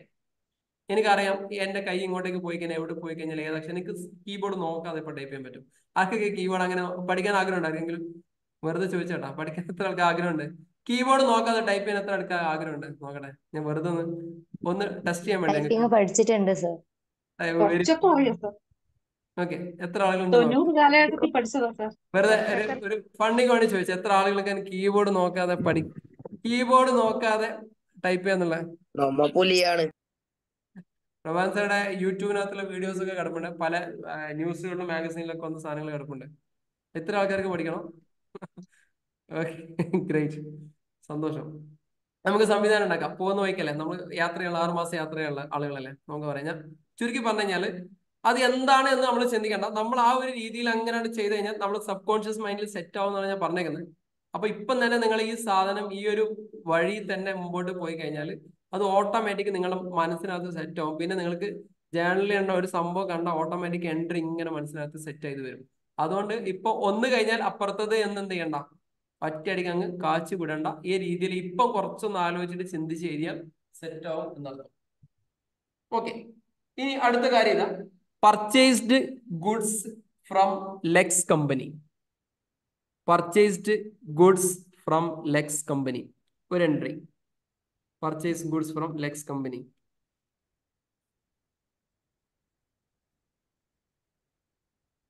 Okay, purchase goods from Lex company. എനിക്ക് ഇത്രയും സ്പീഡൊന്നും ഇല്ല എന്നുണ്ട്, പുള്ളി പഠിപ്പിച്ചാണ്, കുറച്ചൊക്കെ പ്രശ്നങ്ങൾ ഉണ്ടാവും. Purchase goods from Lex company. Lex കമ്പനിയിൽ നിന്ന് സാധനം പർച്ചേസ് ചെയ്തു. ഇതിൽ രണ്ട് ആസ്പെക്റ്റുകളുള്ളത്. ഒന്ന് പർച്ചേസ് എന്ന് പറഞ്ഞ ഒരു ആസ്പെക്ട്, പർച്ചേസ്. ഓക്കെ, രണ്ടാമത്തത് ലെക്സ് കമ്പനി എന്ന് പറഞ്ഞ മറ്റൊരു സാധനം. പർച്ചേസ്, ലെക്സ് കമ്പനി എന്ന് പറഞ്ഞ രണ്ട് സാധനം. ഇതിനെങ്ങനെയാ ചെയ്യാം? Purchase nominal account, Lex company personal account. രണ്ട് കാര്യങ്ങളുണ്ടാവും. രണ്ട് കാര്യങ്ങൾ ആദ്യം നമ്മൾ എടുത്ത് മാറ്റി എഴുതാം. തുടക്കത്തിൽ അങ്ങനെ തന്നെ എഴുതി പഠിച്ചോളി. പർച്ചേസ്, രണ്ടാമത്തത് Lex company. Right. Purchase nominal ആണോ റിയൽ ആണോ പേഴ്സണൽ ആണോ എന്ന് ചെക്ക് ചെയ്യാം. നോമിനൽ ആണ്. ലെക്സ് കമ്പനി എന്ന് പറഞ്ഞ ഒരു വ്യക്തി എന്താണ്? ബിസിനസിനെ സംബന്ധിച്ചിടത്തോളം ഒരു വ്യക്തിയാണ്, പേഴ്സണൽ ആണ്. പേഴ്സൺ ആണ്, സംബന്ധിച്ചിടത്തോളം പേഴ്സൺ ആണ്. അപ്പൊ അതിന്റെ നിയമം എന്ത് ചെയ്യാം? ആ രീതിയിൽ പാസ്സാക്കിയിട്ട് എടുക്കാം. ശ്രദ്ധിക്കണേ. നോമിനൽ അക്കൗണ്ടിന്റെ നിയമം എന്താ? എല്ലാ എക്സ്പെൻസിനും ഡെബിറ്റ് ചെയ്യണം. സോ പർച്ചേസ് അക്കൗണ്ടിനെ നമ്മൾ ഡെബിറ്റ് ചെയ്യുന്നു. പർച്ചേസ് അക്കൗണ്ടിന് നമ്മൾ ഡെബിറ്റ് ചെയ്യുന്നു. ഓക്കെ. രണ്ടാമത്തത് ലെക്സ് കമ്പനിയാണ്. ലെക്സ് കമ്പനി എന്ന് പറഞ്ഞത് ബിസിനസിന് പുറത്തുള്ള ഒരു വ്യക്തിയാണ്. ബിസിനസിന് പുറത്തുള്ള ഒരു വ്യക്തിയാണ് ലെക്സ് കമ്പനി എന്ന് പറഞ്ഞത്. ലെക്സ് കമ്പനി സ്വീകരിക്കുന്ന ആളാണോ കൊടുക്കുന്ന ആളാണോ എന്ന് ചെക്ക് ചെയ്യാം. ലെക്സ് കമ്പനി സ്വീകരിക്കുന്ന ആളാണോ? പേഴ്സണൽ അക്കൗണ്ട് ആണ്.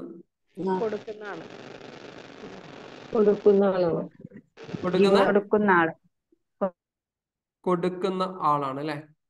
കൊടുക്കുന്ന ആളാണ്. അപ്പൊ എന്ത് ചെയ്യാം? പർച്ചേസ് അക്കൗണ്ട് ഇട്ടിട്ടു ലെക്സ് കമ്പനി എന്ന് എഴുതാം. നമ്മൾ ഒരു ബിസിനസ്സിൽ നിന്ന് ഒരു സാധനം പുറത്തേക്ക് കൊടുക്കുകയാണെങ്കിൽ ആ വ്യക്തി സ്വീകരിക്കുന്ന ആളാണ്. ബിസിനസ്സിൽ നിന്ന് എന്തെങ്കിലും ഒരു സാധനം നമുക്ക് ബിസിനസ്സിലേക്ക് തരികയാണെങ്കിൽ ബിസിനസ് സംബന്ധിച്ചിടത്തോളം ആ വ്യക്തി ബിസിനസ്സിലേക്ക് ഇങ്ങോട്ടേക്ക് തരുന്ന ആളാണ് എന്നെന്ത് ചെയ്യാം? മനസ്സിലാക്കാം. ക്ലിയർ ആണോ? സെറ്റ് അല്ലേ? ഓക്കെ. ഇനി വേറെ, sold building to Ramesh. Sold building to Ramesh. അടുത്ത രണ്ട് രീതിയാണ്. Sold building to Ramesh. Okay. അടുത്തത് cash received from Arun. Cash received from Arun.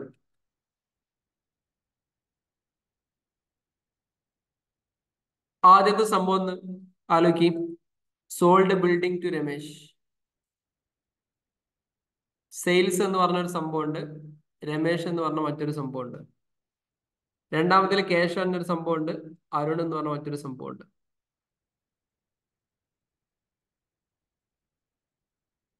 Sales എന്താണെന്ന് ആദ്യം നോക്കാം.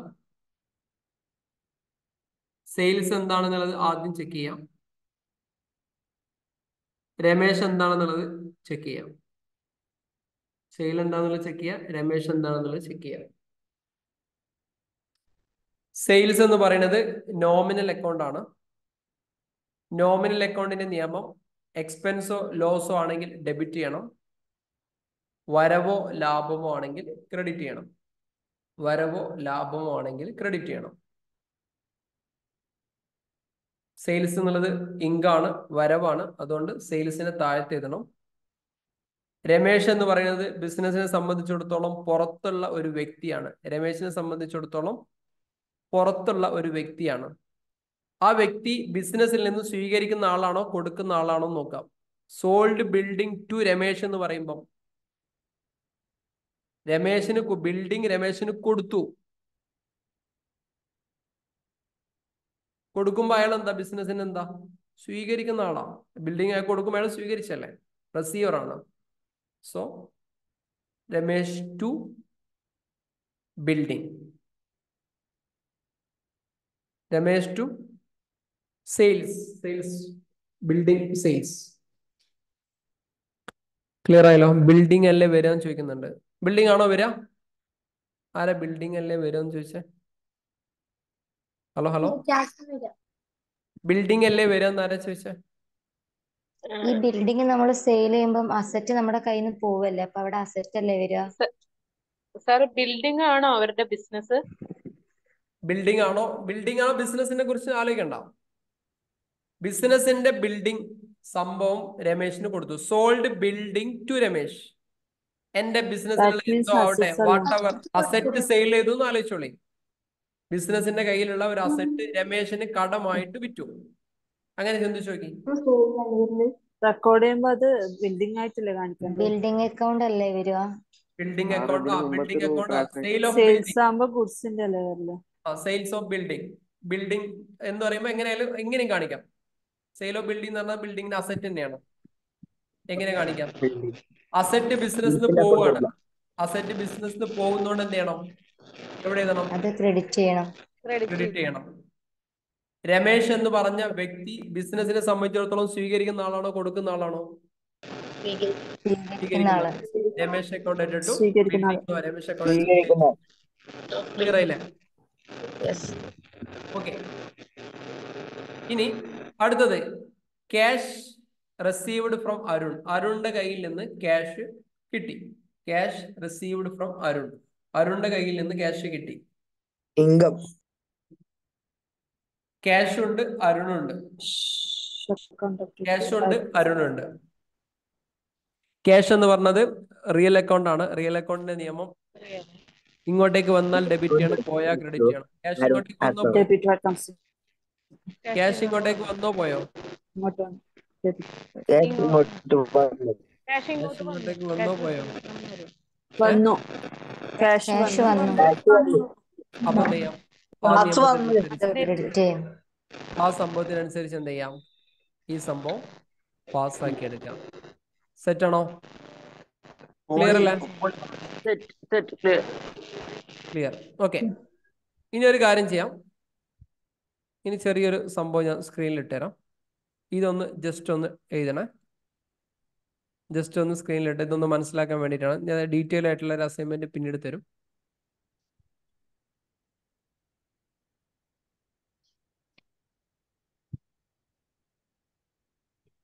ഈ സംഭവങ്ങൾ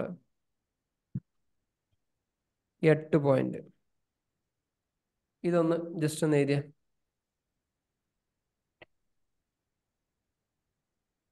ഇവിടെ മുതൽ ഇവിടെ വരെ ഇതിന് ഡെബിറ്റും ക്രെഡിറ്റും ഒന്നും എഴുതി.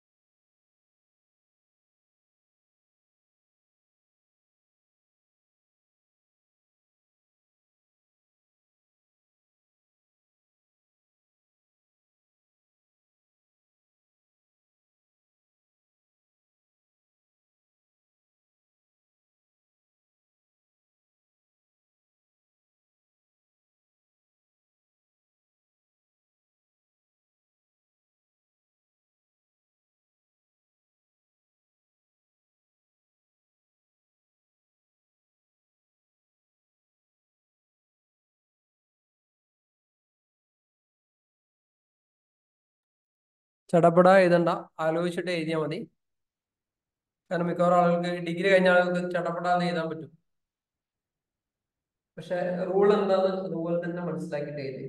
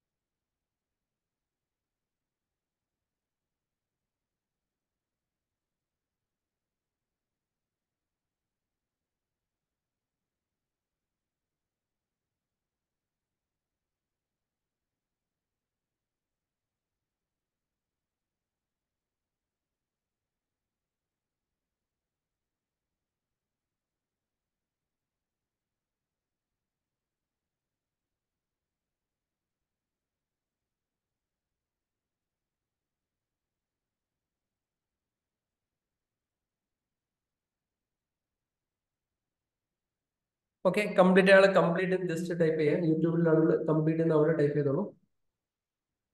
ഇവിടെ ആളുകൾ കംപ്ലീറ്റ് ടൈപ്പ് ചെയ്യാം.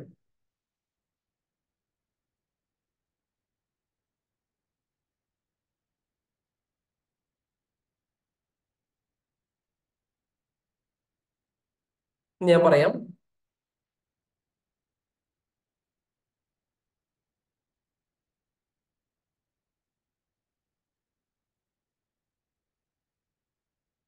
Purchased goods from Anas.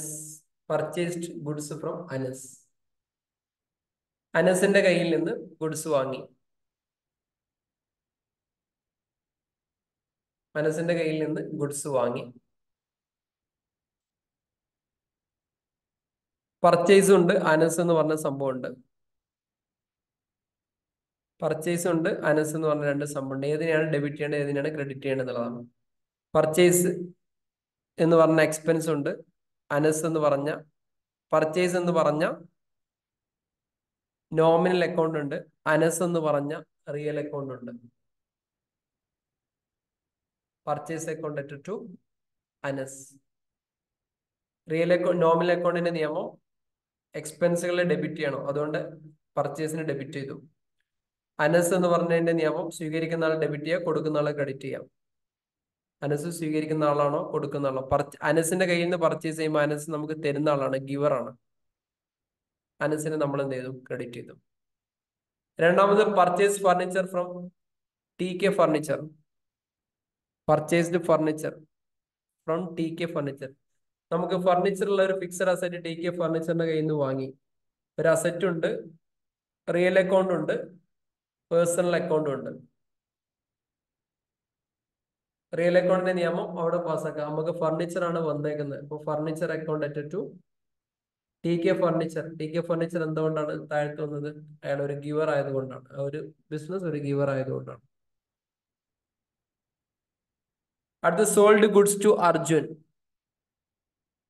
Sold goods to Arjun. അർജുന് സാധനം സെയിൽ ചെയ്തു. സെയിൽസ് ഉണ്ട്, അർജുനുണ്ട്. സെയിൽസ് നോമിനലാണോ റിയൽ ആണോ നോക്കുക. അർജുൻ നോമിനലാണോ റിയൽ ആണോ പേഴ്സണൽ ആണോ എന്ന് ചെക്ക് ചെയ്യാം. അതെന്ത് ചെയ്യാം? അതുപോലെ പാസ്സാക്കി എടുക്കാം. അടുത്ത cash received from Arjun. Cash received from Arjun. Cash ഉണ്ട്, അർജുൻ ഉണ്ട്. ക്യാഷ് നോമിനലാണോ റിയൽ ആണോ പേഴ്സണൽ ആണോ നോക്കുക. അർജുന് നോമിനലാണോ റിയൽ ആണോ പേഴ്സണൽ ആണോ നോക്കുക. അതിന്റെ നിയമം പാസ്സാക്കാം. Cash account at to Arjun എന്ന് പറയും. Capital received by cash. Capital എന്ന് പറഞ്ഞ ഒരു വ്യക്തിയുണ്ട്. അത് ABC. എയുടെ ക്യാപിറ്റൽ ആകാം, ബിയുടെ ക്യാപിറ്റൽ ആകാം, സിയുടെ ക്യാപിറ്റൽ ആകാം. വേണമെങ്കിൽ എസ് ക്യാപിറ്റൽ ഒന്ന് ഇട്ടോളൂ. എ എന്ന വ്യക്തിന്റെ ക്യാപിറ്റൽ. നമ്മളെ സംബന്ധിച്ചിടത്തോളം ബിസിനസ്സിന് കിട്ടിയത് ക്യാഷ് ആണ്. ഈ ക്യാപിറ്റൽ ഈ തരുന്ന ആള് ഗിവർ ആണ്. യൂനിസ് ക്യാപിറ്റൽ ആകാം, ബീനാസ് ക്യാപിറ്റൽ ആകാം, അരുണാസ് ക്യാപിറ്റൽ ആകാം, അശ്വതീസ് ക്യാപിറ്റൽ ആകാം, ആരുടെ ക്യാപിറ്റൽ ആകാം. ക്ലിയർ ആണല്ലോ? അപ്പൊ cash account at to capital. Cash account at to capital എന്ന് പറയാനുള്ള കാരണം, നമ്മൾ നോർമലി ക്യാപിറ്റൽ ഇൻട്രൊഡ്യൂസ് എന്ന് പറയുമ്പോഴത്തേക്ക് നമ്മുടെ cash account at to capital എന്ന് കണ്ണും പൂട്ടി അങ്ങ് എഴുതും. ബാക്കി നിയമം ഒന്നും അറിയണ്ട, അത് നമുക്ക് ഓൾറെഡി സെറ്റ് ചെയ്താണ് തലച്ചോറിനകത്ത്. അല്ലേ? ശരിയല്ലേ? Cash account at to capital എന്ന് പിന്നെ കണ്ണും പൂട്ടി എഴുതും നമ്മൾ. Cash account at to capital അത് ഓൾറെഡി നമ്മൾ സെറ്റ് ആയത്. എന്തുകൊണ്ടാണ് അങ്ങനെ വരുന്നതെന്ന് ചിന്തിക്കാം. ബിസിനസ്സിനകത്തേക്ക് ക്യാഷ് വന്നു, റിയൽ അക്കൗണ്ടിലുള്ള ഒരു സാധനം വന്നു, ഇങ്ങോട്ടേക്ക് വരുന്നതിന് ഡെബിറ്റ് ചെയ്യണം, അങ്ങോട്ട് പോകുന്നതിന് ക്രെഡിറ്റ് ചെയ്യണം എന്നുള്ള നിയമം. ക്യാഷ് വരുമ്പോൾ ഡെബിറ്റ് ചെയ്യണം. S capital. ബിസിനസ്സിലേക്ക് ഒരു വ്യക്തിയാണല്ലോ ഇൻവെസ്റ്റ് ചെയ്യുന്നത്. ആ വ്യക്തി റിസീവർ ആണോ ഗിവർ ആണോ നോക്കാം. അയാൾ ഗിവർ ആണ്, അതുകൊണ്ട് എന്ത് ചെയ്യണം? അയാളെ ക്രെഡിറ്റ് ചെയ്യണം. അതുകൊണ്ടാണ് ക്യാഷ് അക്കൗണ്ട് അറ്റ് ക്യാപിറ്റൽ എന്ന് വരുന്നത്. ഇത്ര കാലം നിങ്ങൾ ആ നിയമത്തിനെ കുറിച്ചൊന്നും ആലോചിച്ചിട്ടുണ്ടാവില്ല. അത് ഓൾറെഡി തലയിൽ സെറ്റ് ആയതുകൊണ്ട് അങ്ങനെ അടിച്ചു മിന്നി എഴുതുന്നതായിരിക്കും. അതാണ് അതിന്റെ നിയമം. Cash withdraw from bank. Cash withdraw from bank. ബാങ്കിൽ നിന്ന് ക്യാഷ് വിഡ്രോ ചെയ്തു. പേഴ്സണൽ ആവശ്യത്തിനൊന്നല്ല കേട്ടോ. ബാങ്കിൽ നിന്ന് ക്യാഷ് വിഡ്രോ ചെയ്തു. സ്വാഭാവികമായിട്ട് ബാങ്കിൽ നിന്ന് പൈസ എടുത്താൽ എന്താ സംഭവിക്കാം? കയ്യിൽ പൈസ കൂടും, ബാങ്കിലെ പൈസ കുറയും. അങ്ങനെ സംഭവിക്കാം. കയ്യിൽ പൈസ കൂടും, ബാങ്കിൽ. ഇപ്പൊ എന്റെ ബാങ്ക് അക്കൗണ്ടിൽ ഫെഡറൽ ബാങ്കിൽ ഒരു 10,000 രൂപ ഉണ്ടെന്ന് വിചാരിക്കും. ആ 10,000 രൂപ ഞാൻ വിഡ്രോ ചെയ്താൽ എന്താ സംഭവിക്കാം? കയ്യിലെ ക്യാഷ് കൂടും. അപ്പൊ 2 റിയൽ അക്കൗണ്ടുകളാണുള്ളത്. ക്യാഷ് ഉണ്ട്, ബാങ്ക് ഉണ്ട്. 2 റിയൽ അക്കൗണ്ടുകളാണുള്ളത്. ഏതാണ് വരുന്നത് നോക്കാം, അതിനെ ഡെബിറ്റ് ചെയ്യാം. ഏതാണ് കയ്യിൽ നിന്ന് പോകണമെന്ന് നോക്കാം, അതിനെ ക്രെഡിറ്റ് ചെയ്യാം. ഇപ്പൊ ബാങ്കിൽ നിന്ന് വിഡ്രോ ചെയ്യണമെങ്കിൽ എന്താ ചെയ്യാം? നമ്മുടെ കയ്യിൽ ക്യാഷ് കൂടും, അപ്പൊ ക്യാഷിനെ ഡെബിറ്റ് ചെയ്യും. ബാങ്കിന്റെ ബാലൻസ് കുറയും, അപ്പൊ ബാങ്കിന് എന്ത് ചെയ്യും? ക്രെഡിറ്റ് ചെയ്യും. ഇതാണ് ഇതിന്റെ റൂള്. സെറ്റാണല്ലോ? സെറ്റാണല്ലോ? റെഡി അല്ലേ? കറക്റ്റ് അല്ലേ? റെഡി അല്ലേ? അപ്പൊ ഇന്ന് പറഞ്ഞ കാര്യങ്ങൾ ഒന്ന് റിവിഷൻ ചെയ്യാം. നിയമങ്ങള്. 3 ടൈപ്സ് ഓഫ് അക്കൗണ്ട്സ്, 3 തരത്തിലുള്ള അക്കൗണ്ട്സുകൾ ഉണ്ട്. Nominal account, real account, personal account. ഇതല്ലാത്തൊരു അക്കൗണ്ട്സ് ഒരു ബിസിനസ്സിനകത്ത് ഉണ്ടാവില്ല. നോമിനൽ അക്കൗണ്ട് എന്ന് പറഞ്ഞു കഴിഞ്ഞാൽ നോർമൽ ആയിട്ട് ഒരു ബിസിനസ്സിനകത്ത് നടക്കുന്ന അക്കൗണ്ട്സുകളൊക്കെ നമ്മൾ നോമിനൽ അക്കൗണ്ടിൽ ഉൾപ്പെടുത്താം. അതായത് പർച്ചേസ്, സെയിൽസ്, എക്സ്പെൻസ്, ഇൻകം, ഇത് നോമിനൽ അക്കൗണ്ടിലെ വരാം. ഇതില് എക്സ്പെൻസോ ലോസോ ആണ് സംഭവിക്കുന്നതെങ്കിൽ അതിനെ മുകളിലെ ഭാഗത്ത് ഡെബിറ്റ് ചെയ്ത്, വരവോ ലാഭമോ ആണ് സംഭവിക്കുന്നതെങ്കിൽ അതിനെ താഴത്തെ ഭാഗത്ത് എഴുതാം. ഇതാണ് നോമിനൽ അക്കൗണ്ടിന്റെ നിയമം. രണ്ടാമത്തെ നിയമം റിയൽ അക്കൗണ്ട് ആണ്. റിയൽ അക്കൗണ്ട് എന്ന് പറഞ്ഞാൽ അസറ്റുമായി കണക്ട് ചെയ്തിട്ടുള്ള സംഭവങ്ങൾ മാത്രമാണ്. അസറ്റുമായി കണക്ട് ചെയ്തൊരു സംഭവം അത് ഇങ്ങോട്ടേക്ക് വരികയാണെങ്കിൽ അതിനെ ഡെബിറ്റ് ചെയ്യാം, മുകളിൽ എഴുതാം. അങ്ങോട്ടേക്ക് പോവുകയാണെങ്കിൽ അതിനെ ക്രെഡിറ്റ് ചെയ്യാം, താഴത്തെ ഭാഗത്ത് ചെയ്യാം. Debit the receiver, debit what comes in, credit what goes out. Clear? മൂന്നാമത്തത് പേഴ്സണൽ അക്കൗണ്ട് ആണ്. വ്യക്തികളുമായി ബന്ധപ്പെട്ടുള്ള